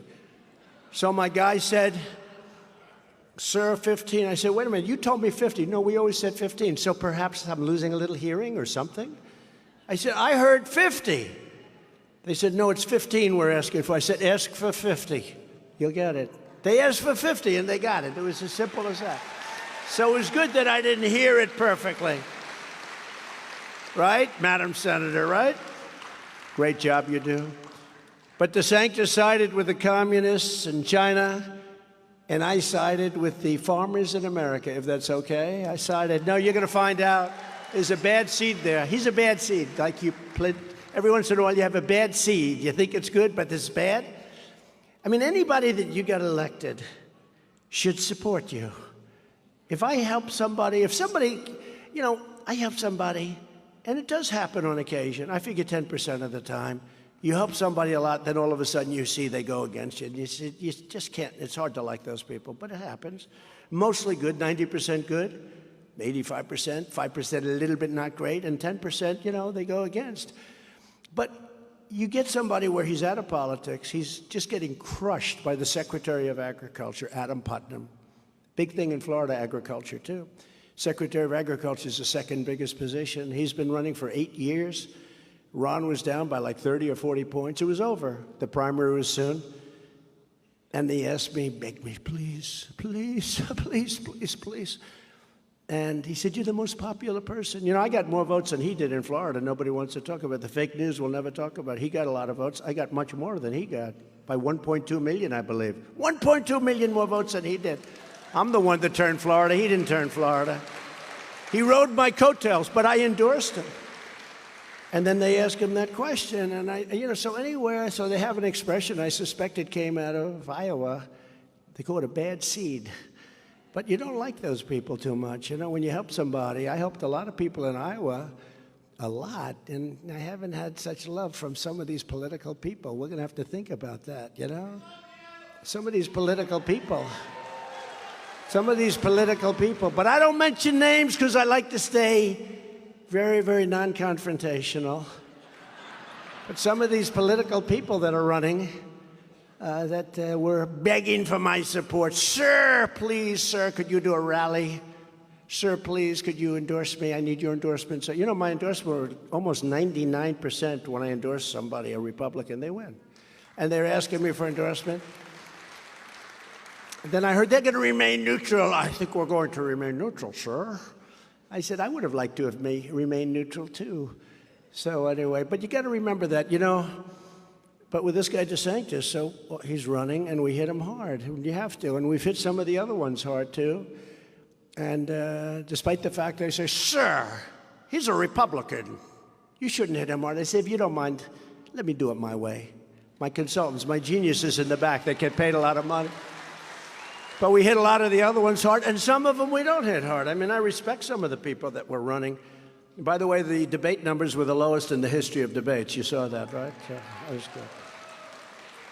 And my speech, simultaneously put in Michigan to the auto workers, got great ratings. So it's good. There's something going on in our country. We want our country to be back. We want our country to be run by people with intelligence, with common sense, with smartness, with love for our country, not love for other people in other countries. But DeSantis is, it's great. You talk about branding. Branding is a great thing. You brand somebody. So it's DeSanctimonious. I never said this. It's DeSanctimonious. But you can't keep using it. It's too long. But it's a beautiful term. DeSanctimonious, it flows. But you sort of can use it once every 2 or 3 paragraphs, right? Brad, wherever the hell, Brad by Brad. Where the hell is that guy? He's the greatest. But he was there right from, I think he's the first person that endorsed me in the whole country. The whole country. So I happen to love him. See, I'm very loyal to people like that, But think of it.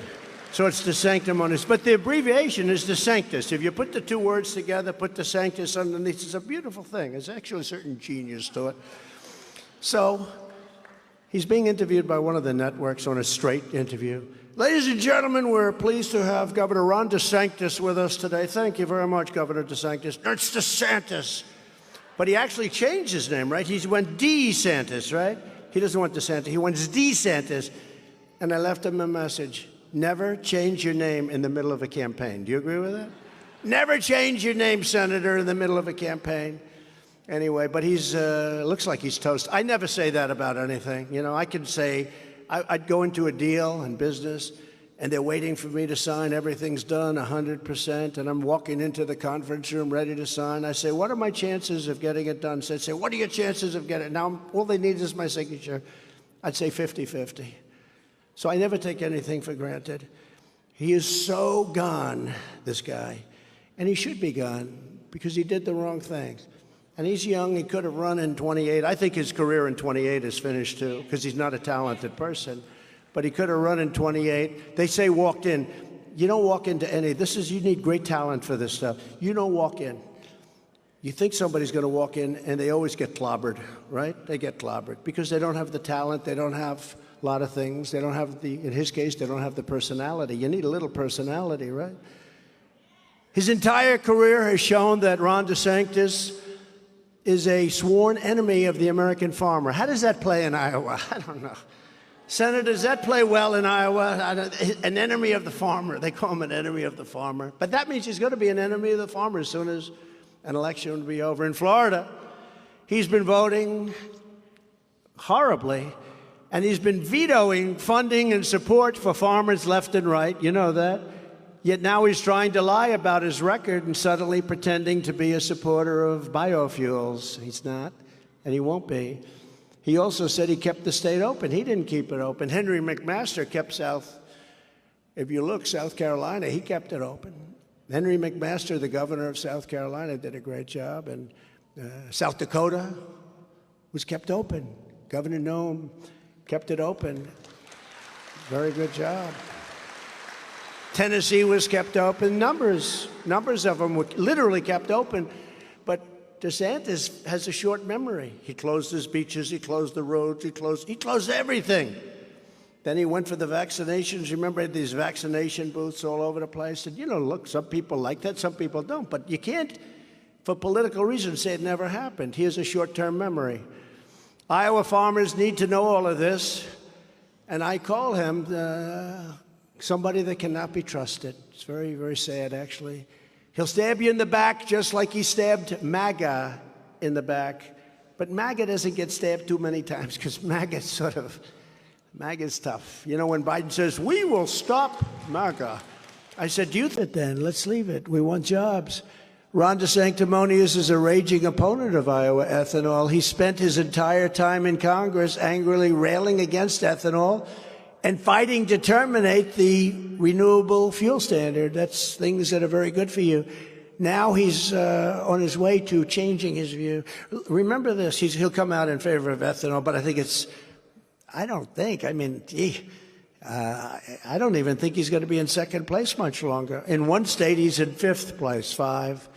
But they said, don't fight him, sir. Please don't fight him. Even though he was totally disloyal, even though he did that, don't fight him, sir. But I said, no, you have to fight. You have to fight to win sometimes, right? You have to fight to win. And when people are disloyal, when you get somebody elected and then they go and announce that they're essentially going to run, you fight him. He's a Republican, sir. I said, I don't care. I couldn't care less. And we hit him very hard. He's actually heading south pretty soon, I think. And you have some other people, and I've heard. I don't want to speak out of turn. My people, my geniuses just told me back. My geniuses haven't predicted that much. My prediction rate is much better, but they say they're going to cancel all the debates after Miami. That's what I hear. Makes sense, right? When you're up 62 points, what's the purpose of this thing? They said, why isn't Trump debating? Trump should debate. He should debate. I said, wait a minute. I'm up 62 points. I'm going against a guy named, I call him Ada Hutchinson, a nasty guy. He's at 0. Chris Christie's at 2 points. Sloppy Chris. Another one's at 1, 2. They're averaging like 3. And I'm almost at 7. I'm up by 60 points, more than 60 points. Why do you debate? These people, that's right, you want to elect a smart president, not a stupid president, right? And you know what I did last debate? I went and I had a big meeting in Michigan with the United Auto Workers of America and others. And I told them, I said, you guys are working on your hourly wage. That's not your problem. Your problem is the electric vehicle craziness that Biden is putting on everybody. Not one car will be made in America within 2 years. And you got to be careful because and today I read their new platform is they don't care about anything. They just don't want that to happen. And if I want gasoline, if I feel like driving for cross country, I don't want to stop 37 times. I don't want to stop 37 times. It's crazy. So now the United Auto Workers, I see their biggest thing is the whole EV, they call it, electric vehicle thing. And I hope I helped them. But I went there because their leadership should endorse me. They shouldn't. Now, they probably won't because they've endorsed Democrats for the last 290 years, about 200 years prior to cars coming out. They endorsed. It's automatic. It's like you endorse the Democrat. But I said, how can they endorse? I told these to the workers because the workers are going to be with me 95%. But why should Sean Fain or whoever, I don't know the gentleman, they're trying to put these auto workers out of business. They've lost 40% of their car industry, and not with me, by the way. They were coming back. But over the last 20, 25 years, Mexico took 30% of our car industry away, our car manufacturing industry away. Why would they not endorse me? The Democrats allowed this to happen. But they're in bed with them. I can't imagine what would happen. Not a pretty sight, is it? But they're in bed with them. But I think the auto workers are with me because I'm explaining to them. And if they vote for me, I'm now getting out of the farming stuff for a second, if you don't mind, because you got a lot of people watching on television. If you auto workers don't vote for me, you're not going to have an industry left because they're going to put you out. And if you do, we will double up on our car manufacturing. We're going to double up because we'll tariff cars coming in if they're looking to compete with us, just like we did with Mexico. We said we want 28,000 soldiers. Well, we're going to put tariffs on the cars that you stole. I mean, they stole 30%, 32 to be exact, of our car industry, of our car manufacturing industry over a couple of decades. Biden's insane electric vehicle mandates will totally decimate gas-powered cars. And if it happens, Iowa ethanol is dead. You know, it's dead. You're not going to be needing ethanol. You're not going to be needing gasoline. And you're going to never take a trip that's more than 12 minutes from your house. It's not going to. You know what else are going to die? Hotels are going to die. But the greatest business there is, in fact, I may not run for president. I may drop out to go into this business. No, I may. I'm sorry. You know what the business is? I'll tell you why, because it's so... The car tow truck business. I'm going to open up a massive, all over the country, tow trucks so that when they run out of their energy, I'll tow those suckers right back home. All right? So if you see me drop out, that could be the only reason I drop out, right? When I'm back in the White House, I will... And it's time for Ron DeSantis to hang it up. You know, it's very interesting. Branding is a beautiful thing, proper branding. And the other day he's being interviewed by, I think, NBC, very straight interview. And the announcer goes, "Ladies and gentlemen, it's a great honor to have Governor Ron DeSantis with us." "My name's DeSantis." They didn't play that. "My name's DeSantis." They called him Ron DeSantis. I said, "Am I a good brander?" I'm a pretty good brander. It's pretty crazy. We get back here, we have to take care of the people of Florida and their insurance and other problems who are really being neglected. You have a governor that's never in the state. He's up in Iowa. He's at all sorts. He's in New Hampshire. He goes to South Carolina where he's not even registered. He doesn't even register in the polls. Instead of spending hundreds of millions of dollars attacking me and the MAGA movement, all of the money DeSantis is wasting should instead be used to defeat crooked Joe Biden next November. It should be used. And let him take a shot in 28. I don't think it's going to happen. I don't think it's going to happen. The radical left Democrats rigged and that's what happened. They rigged the presidential election of 2020, and we are not going to allow them to rig the presidential election of 2024. We want our country to be great again. We want to save our country. Every time the radical left Democrats, Marxists, communists, and fascists indict me, I consider it a great badge of honor. Thanks very much. I'm being indicted for you. I'm being indicted for you. I wonder what my Father looking down from heaven says.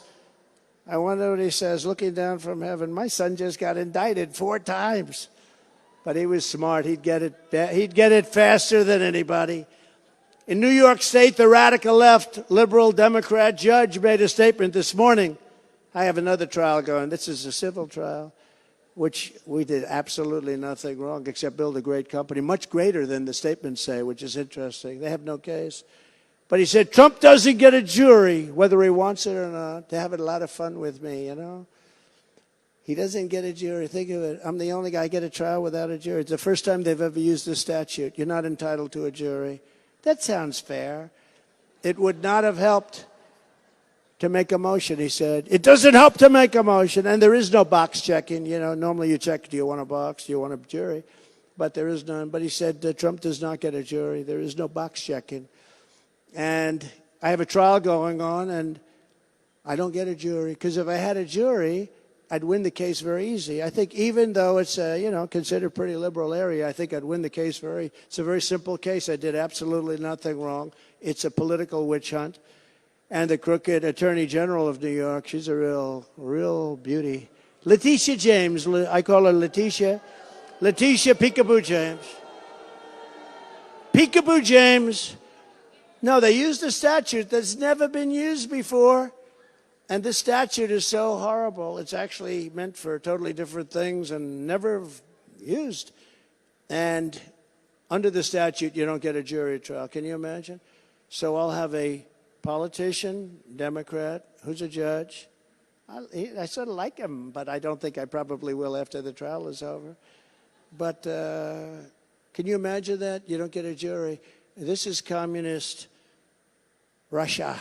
This is a communist China. Nobody's ever heard of a thing like this. We don't get a jury. It's unthinkable. But they use this one little statute hidden away where I don't get a jury, I don't get anything. But the good news is we have such a strong case, and maybe the judge will be straight. Otherwise, I really do believe they'll overturn it. You know, we've won a lot of appeals on that case, and it's very interesting. But I have to go through this stuff. And let me tell you, if I weren't running, or if I was in 5th place, or 6th place, or 4th place, none of this would be happening. I wouldn't have been indicted 4 times or 1 time, and I wouldn't be sued all over the place for anything. Anything we can do, let's sue them. If I weren't running or if I was doing poorly, I would have absolutely no litigation.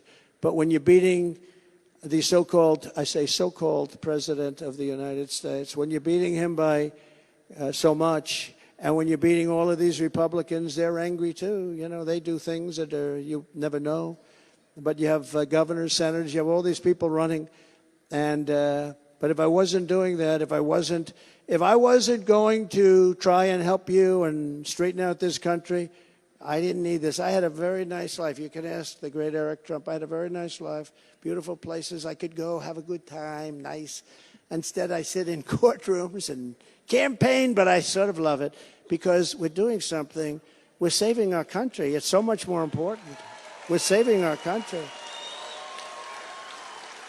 We're saving our country, and I love doing it. I love doing it. People ask me 2 questions. Sir, could I ask you a question? Yeah, what's your question? How do you take it? How do I take what? How do you take it? They indict you every time you go on television. They indict you. They indict you for nothing. I mean, you see these indictments. Many of them are just, I mean, the legal scholars like Greg Jarrett, who's so fantastic, and so many others. They've been writing these incredible things that there's no case. There's literally no case. The DA in Manhattan, they say there's no case. Even if he was guilty, there's no case. And these charges with this Fannie, whatever her name is, in Atlanta, where they wanted to take down senators, they wanted to take down Rudy Giuliani, the greatest mayor in the history of New York. So sad to see it. It's become weaponized, and it's a very dangerous thing because, you know, it works 2 ways. The Republicans can do that, too. It's a very dangerous thing to do. Nobody thought it would be possible. But never forget, our enemies want to stop us because we are the only ones who can truly stop them. That's what it is. They know we can stop them. We're going to stop them. If we don't win this election, our country, I think, is finished. I really do. Remember, I used to say all the time, we will not become a socialist country. We will never become a socialist country. And I was right. We skipped socialism. We went down to communism. We never became a socialist country. At least I was right about that. They want to take away my freedom because I will never let them take away your freedom. It's very simple. I'm not going to let it happen. They want to silence me because I will never let them silence you. And in the end, they're not after me, they're after you, and I just happen to be standing in their way. It's my honor to do so. Thank you, everybody. We have so many people out there. We got to start talking about what the hell we can do about our country, right? Because we got a lot of problems. We had no problems, and now we have a lot of problems. To think how low we've gone, I also will thank, and before because we can never forget these people, the outstanding volunteer supporters, including Belinda Kaiser, Diane Evans, and Jeff Nicky Hughes, who are former New York Democrats turned Trump supporters. We have a lot of them. They were strong Democrats, and now they're all Trump supporters. And we have a man who's 103 years old. He's the oldest veteran of World War II. I looked at him just a little while ago. I shook his hand, took a picture. He's better looking than I am, and I think he's just amazing. Bruno Gallerani. Bruno, where are you? Bruno Gallerani. Thank you very much, Bruno. He's 103. Where is he? Incredible. I'm telling you, he looks much better than me. You could have been president, Bruno. with the help of everyone here tonight, 96 days from now, we're going to win the Iowa caucus, where by the way, we're up about 48 points or something like that. Then we're going to win the New Hampshire primary, where we're up 51 points on DeSanctimonious and the whole group. These people, you know, the debates were there goes Fox, they're going to turn it off. The debates were the lowest rated debate ever in the history, because everyone knows what the result is going to be. I don't want to say it too strongly, because you never really know, do you? But they had the lowest rated debate in history. We were very proud of that. In the meantime, we were working with the auto workers. We were doing rallies all over the place. And the level of support that we have, I don't think we've never seen anything like it. Bigger than 2016, bigger than 2020. I think we can say that, right? I think we can say it. Bigger than 2016. I've never seen anything like it, because they see how grossly incompetent these people are that are running our country. They're running it into the ground. We're not going to have a country pretty soon the way they're going. But we're going to win the South, and we're going to win South Carolina. We start that. That'll be next. And we're way up where we have a former governor, Bird Brain. We have, remember, I will not ever run against our president. He was the greatest president of our lifetime. I will not run. That was Nikki. I will not run against him. 3 months later, I've decided to run. Bird Brain. And Tim, who's a good guy, Tim Scott, is running. And yet, despite that, we're up 54 points. Can you imagine that? 54 in South Carolina with a great governor. We have a great governor there. Henry McMaster, he was supportive of me right from the beginning. In fact, I thought Nikki would be, and I got the best. I got a man who's been a fantastic governor of South Carolina, Henry. We're going to win a lot of other things in a lot of other states. And then we come down to Florida, where we're leading numbers nobody can believe. We're leading by 58 points. 58 points. No, not the future of the party. That was, remember, he was the future of the party. I don't think so. MAGA's never going to forget. You know, when you get somebody elected, you don't run. You just say, no, I'll wait for another 4 years. I'll wait. And it's a thing called loyalty. And all of my people backstage, they said, sir, nobody cares about loyalty in politics. I said, I think they do. And he came to me, Ron, he came to me, sir, he was at 3%. Think of it, 3%. And the Secretary of Agriculture, Adam Putnam, nice guy, but I didn't know him, he was at 44%. Other than that, it was a very close race. Adam Putnam had $32 million. Ron had 32 cents. He had nothing. I said, Ron, if I was George Washington or Abraham Lincoln and I came back from the dead and I combined, I couldn't get you elected. You're finished, man. You know, it's not working. 3%. He said, sir, you're very popular in Florida. If you endorse me, I think I can win. And I didn't know Adam Putnam, so I said, what the hell? Let's just do it. I took a little flyer, and I endorsed him. He went up 71 points in one day, and then he won the primary, and then I held rallies because the hottest politician in the country happened to be, as you know, he turned out to be a crackhead, but these are minor details. He was the hottest in the whole country. It was Stacey Abrams, female, and this young gentleman. And Ron said, I won't be able to beat him. I said, you will, because we'll do rallies. We'll do a couple of rallies for you. We did. We had unbelievable crowds turn out. I said, you're going to win. He said, I don't think so. And he won. He won. Then 4 years later, they said, will you run against the president? And he said, I have no comment. I said, no comment. You know what that means, Sue and Larry? That means yes. So we hit him very hard. People said, please don't hit him, sir. He's a Republican. I said, I don't care if he's a Republican. We're going to hit him. And he didn't have a lot of political skill, to put it mildly. And now he's falling, like I said the other day, falling like a very badly injured bird from the sky. And in one state, he's actually in 5th place. He's in 5th place. This has not been a good situation. I think he blew it in 4 years. You never know what's going to happen. But in 28, I don't see it happening. I don't see it. But I can never forget, because that's great disloyalty. I have others that were disloyal. Most are great. But we have some other people. One happens to be a governor of another state, not too far away. And, you know, you get these guys elected, and then they say, I'll run against them. And we don't like that. I don't think the room here likes that, do they, huh? I don't think so. But he started off hot. He was losing by a lot. And, you know, we got more votes by 1.2 million votes than he did. I don't know. Nobody ever talks about that. We got, in fact, Gina, you mentioned it to me, we got 1.2 million more votes than Ron DeSanctimonious in the state of Florida. And nobody ever says that. The press, the fake news, that's a lot of fake news back there. But they never say that. The only way they'll do it is if I say it. You might as well say it yourself because they're never going to say it. Next November, we're going to win the White House. It's going to be one of the greatest triumphs in the history of politics. They don't even know it's that. They don't know what's going on. Our country's being sold down the tubes. As I proposed long before Ron DeSanctimonious tried to steal the idea and pass it on as his own, I will cancel the student visas of terrorist sympathizers on college campuses. You know, Ron DeSanctimonious, first of all, he's getting absolutely clobbered in the polls. And in your state, I think he's now number 3. He's like, you know what the expression I said, he's like a wounded bird falling from the sky. Oh, there he is. It's Ron DeSanctimonious. He's falling beautifully from the sky. It's a beautiful thing to watch because I got him elected. And when you get somebody elected, they don't go like our great Attorney General. She cannot, I didn't get her elected. She was wonderful. I endorsed her. I helped her. But she would have done well. I think she would have done well, and I think she would have won.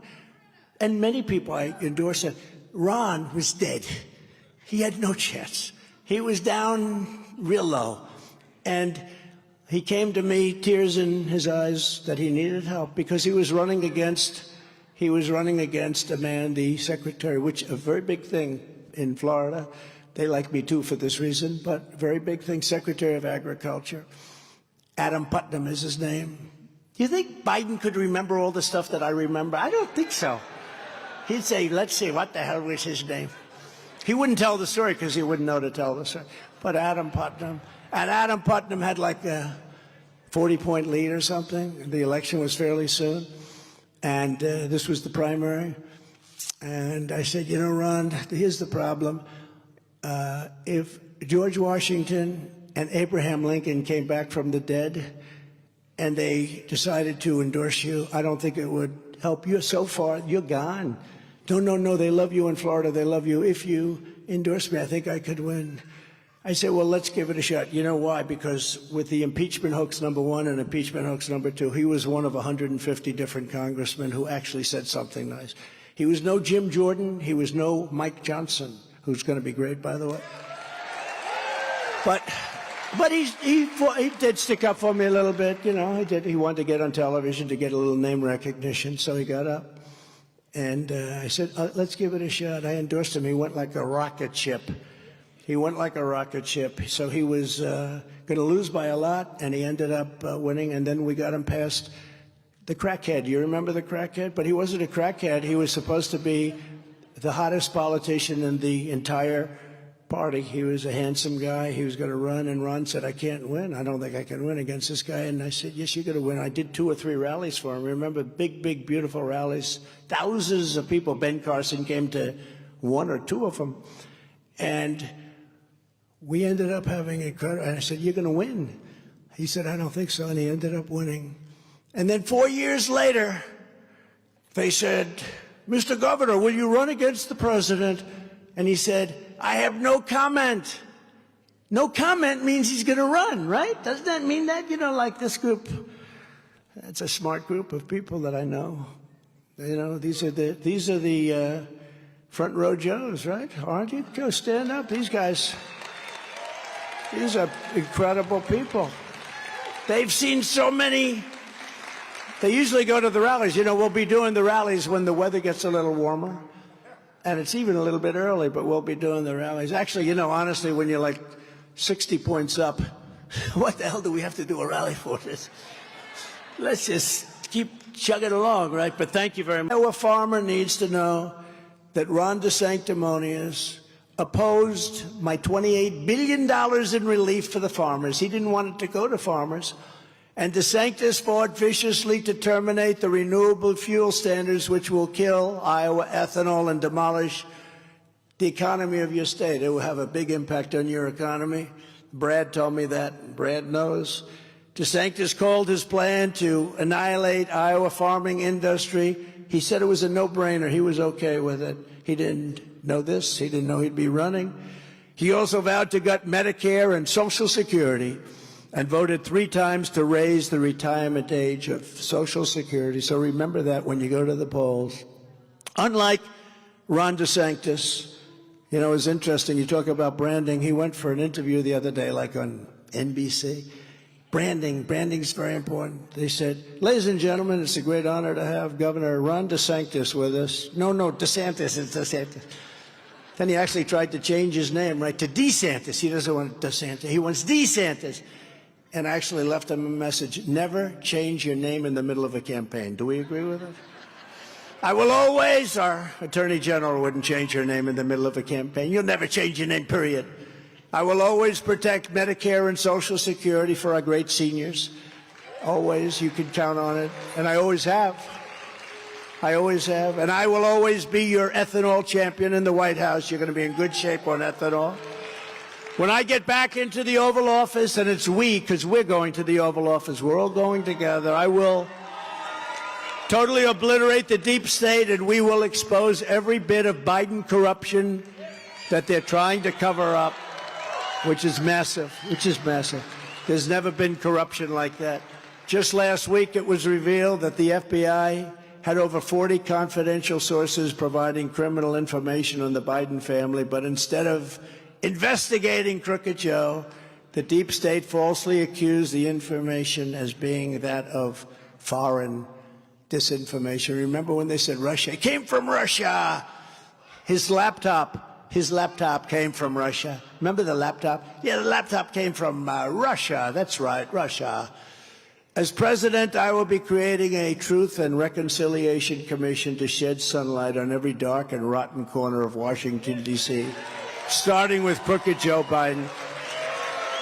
And now we can really do that because they've led the path. What they're doing is so bad to this country.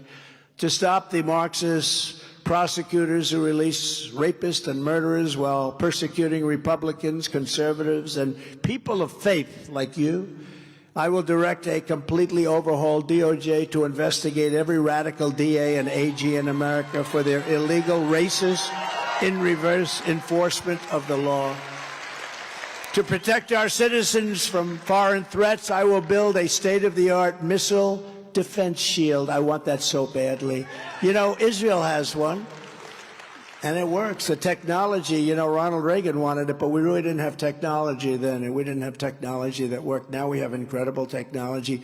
I want a shield over our country so that if some lunatic wants to take a shot at us, at least we have a hell of a chance of coming out okay before we obliterate them. I will end Joe Biden's inflation disaster immediately, and we will quickly rebuild the greatest economy in the history of the world. Polls show me leading Social Security, Medicare-hating Ron DeSanctimonious by 50 points and even more. He has single-handedly caused Florida to have the highest insurance costs in the entire nation, and it's not even close, and they're going up at a rapid rate. In fact, insurance is barely even obtainable. DeSantis is hovering at around 8% now in the national polls. We're leading him by so much. He's like a wounded bird falling to the ground. But we have to do something about insurance in Florida. Bird Brain, that's Nikki Haley, who said she would never run against President Trump. I will never, ever run against President Trump, one of the best presidents ever. Looks like she may actually catch Ron for a very distant second place. Remember, she said that, I will never run against President Trump, and then a couple of months later she said, I'm pleased to announce my candidacy. These politicians are really bad. Those in charge are desperately trying to cancel the remaining debates. The last one had the lowest television ratings in debate history. We should all focus on beating the worst and most incompetent president by far in U.S. history, Crooked Joe Biden. We have to come together and beat crooked Joe Biden. Remember, he's the most incompetent and by far the worst president in the history of our nation. Thank you.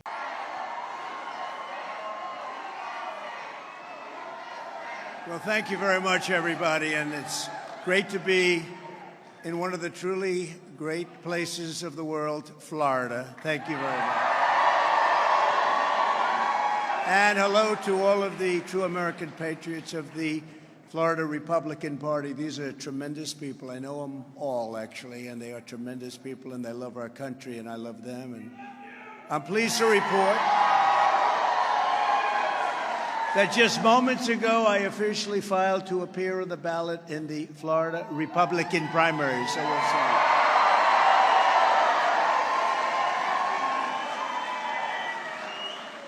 Which I'm also happy to report that we're leading by about 75 points. So that's good. And with your help, we are going to win the Florida primary for the third straight time. We're going to win the state in a landslide next November, just like we've done twice.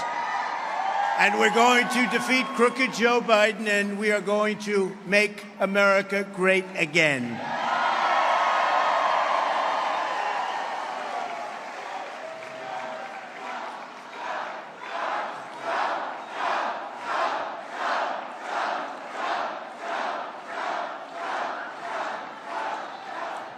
I want to thank a man who's done a fantastic job, State Party Chair Christian Ziegler. Thank you, Christian, wherever you may be, Christian. There's a lot of people out here.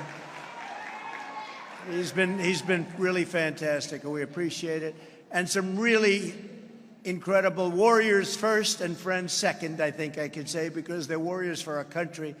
They love our country. They want our country to do incredibly well and be smart and safe, and that's not what's happening right now. We have a mess on our hands. We've never seen anything like it. What's happening now, I don't think this country has ever seen anything like it, from Afghanistan, the most embarrassing moment in our history, to inflation, to allowing what happened in Israel and allowing what happened in Ukraine. Millions of people are being killed, millions and millions of people. None of this would have happened. Inflation wouldn't have happened. Bad economy wouldn't have happened. None of it would have happened. But these are people that fight, and they fight so hard for you. I watched numerous speeches that they just made. They were incredible, and they're incredible people. They are members of Congress. Matt Gaetz. Where is Matt?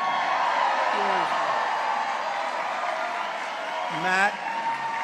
Thank you, Matt. Great job. I'll tell you, he loves your state, and he loves our country, and they all do. Thank you very much, Matt. Good job. A friend of mine who has been absolutely incredible, and he's a star, and I've been with him actually for a long time. Years ago, he gave me an award. I said, you know, you ought to run for politics someday. He made such an impression, and he did, and he won right from the beginning. Byron Donalds.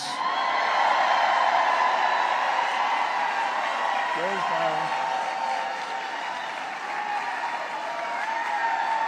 Thank you, Byron. And his great family, and his wife, who knows more about education than just about anybody I know. So stay handy, okay? Stay handy. Thank you, Doug. A warrior who really understands what's happening in the world and really understands the military and everything having to do with the military. And I can tell you that the man following likewise. These are two incredible people, very, very strong on military. If we'd listened to their advice, we wouldn't be in the problems we are right now. Michael Waltz and Corey Mills.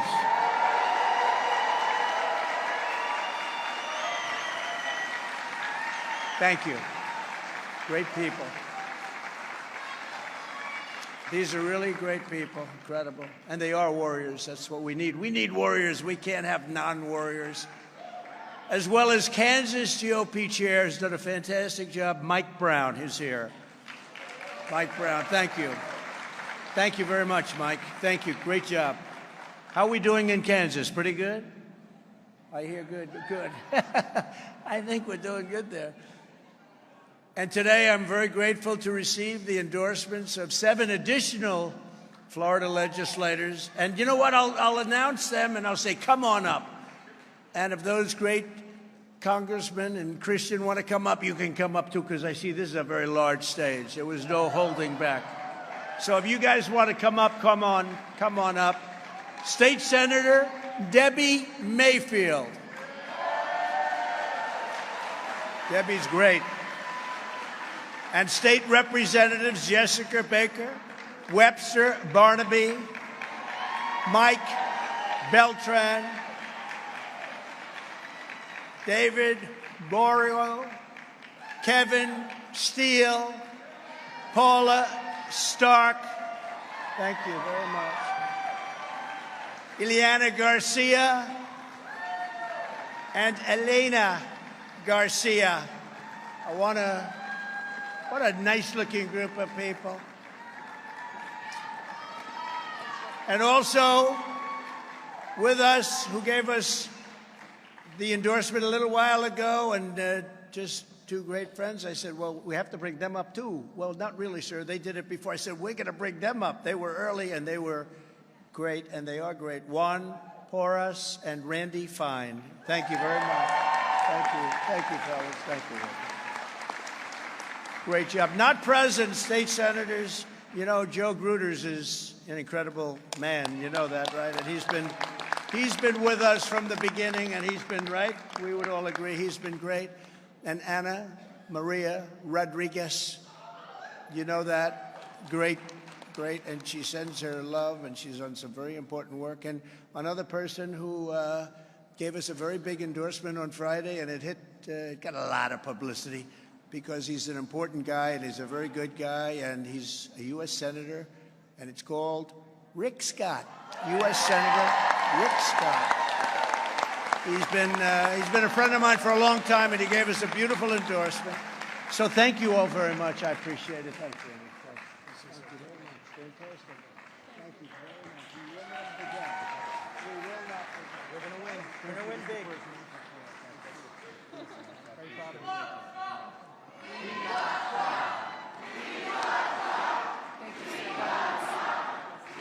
I appreciate what you did on the court.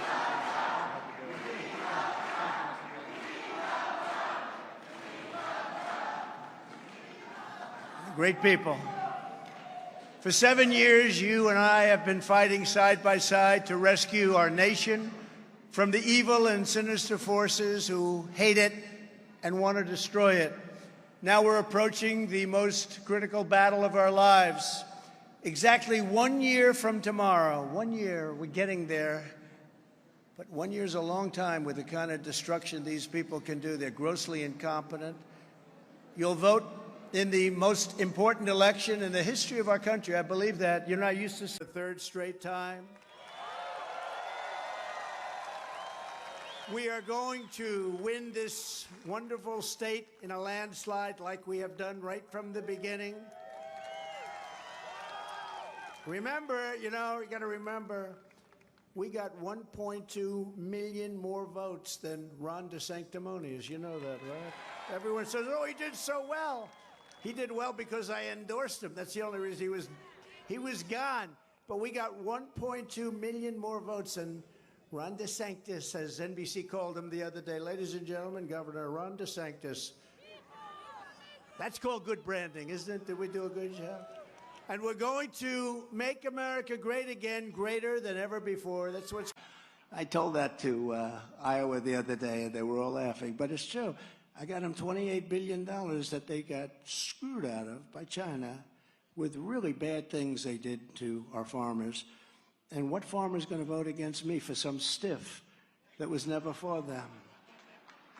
Like tens of millions of, and I'm not wearing lifts either, by the way.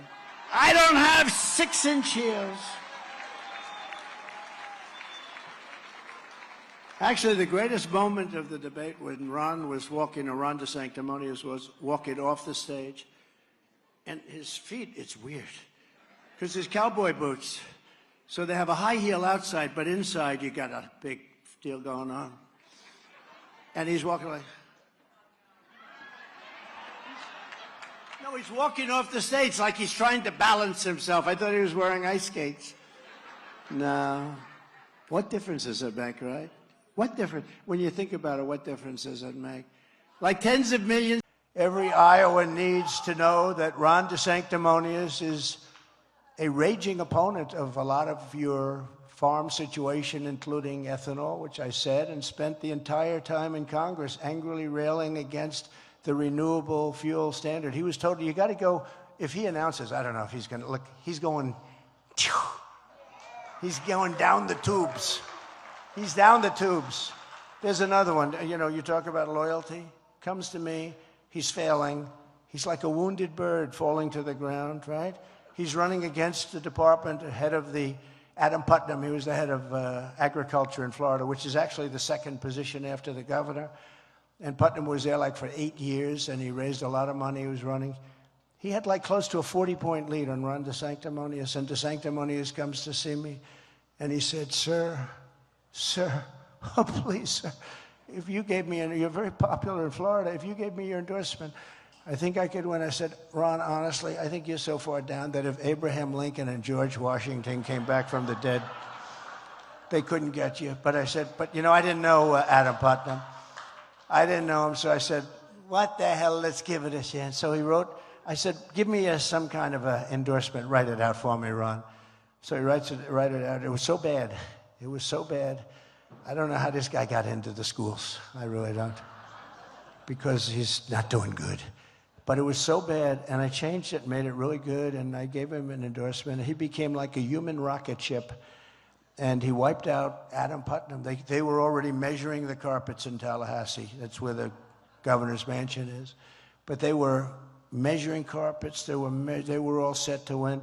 And the next day, it was over. I mean, a primary took place. And then I got him past somebody who turned out to be a crackhead. But at the time, he was, you know who I'm talking. He was going to be the next president of the United States at some point. And he was running, and Ron didn't think he could win. And I said, Ron, we'll do a couple of rallies. And I gave him either 2 or 3 monster rallies. And those rallies are effective. They get a lot. I got a lot of guys elected right here, including Grassley, who was having a problem, and including Joni Ernst, who had a big problem. Could you do, sir, a rally for me in Iowa? Absolutely. You think it's easy to come all the way from wherever the hell I am and do a rally in front? I got him elected, remember that. But Ron DeSantis, I got him elected. You know, when you talk about branding, I saw him, I think it was NBC the other day, and it was NBC straight for a change. You know, that's about 3% of the time. And they were doing, and ladies and gentlemen, it's a great honor to have with us Governor Ron DeSantis of Florida. And he goes, no, it's DeSantis. In other words, when you can get somebody's name changed, that's called a good brander. Governor Ron DeSantis. So he looks at me with tears in his eyes. Could I do it? Could I do it? I did it. And then I did rallies for him. I got him elected. And that was it. I didn't know him that well. But he did a little defense of me with the impeachment hoax #1 and impeachment hoax #2, 2 hoaxes. And I won. But, you know, Jim Jordan and others did a much better defense. But he was one of the 150 or so congressmen. You'd see him on television defending me a little bit. So I figured, you know, I didn't know Adam Putnam. So I did it. And he became a rocket, and he won easily. And then he went and he beat the guy who was going to be, you know, great future. The guy didn't have a great future, but he would have been a disaster as governor, by the way. So I did a favor to the people of Florida. But we did that, and then 4 years later, they say to Ron DeSantis, Governor, would you run against President Trump? He said, I have no comment. No comment. You know what that means, front row Joes? That means he's going to run, right? That means he's going to run. And I said, that son of a bitch is going to run. So then my people, who are very good, but sometimes not wise, I hit him hard right from the beginning. They said, sir, please don't hit him so hard. Why? He's a Republican. Who the hell cares? You care? Who cares if he's a Republican? Why, he's a Republican, sir. Please don't hit him so hard. He's a Republican. I don't care if he's a Republican. He's a disloyal guy. I got him elected. And by the way, you got to look at the numbers because he was, and then the other day, the worst of all, I tell you this, it was disgusting. I watched him be interviewed. And they say, well, President Trump got you elected. No, he didn't get me elected. He actually tried to deny it. And I have so many people now. All you have to do is go back and look at the numbers. He was not electable. He was so far behind Adam Putnam, it was over. And now he's trying to say, well, without his, I think I would have won. I was doing very well. This guy, when he said that, now he's finished in 28. He's got no chance in 28. He's got no chance.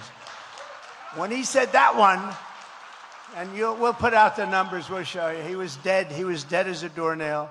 Fox News gave up on Ron DeSanctimonious. He's turned out to be a disaster. Now they're pushing Bird Brain. You know who that is? Nikki Haley.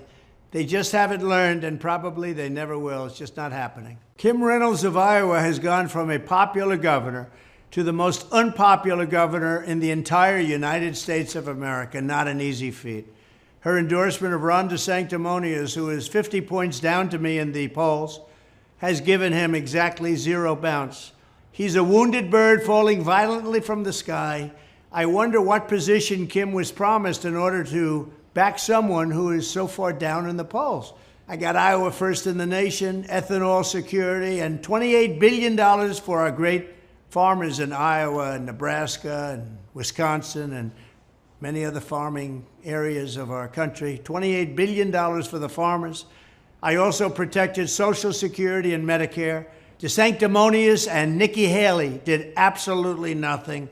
Make America great again. Wow, my poll numbers continue to go up, leading my opponents, including Crooked Joe, by a lot. Make America great again.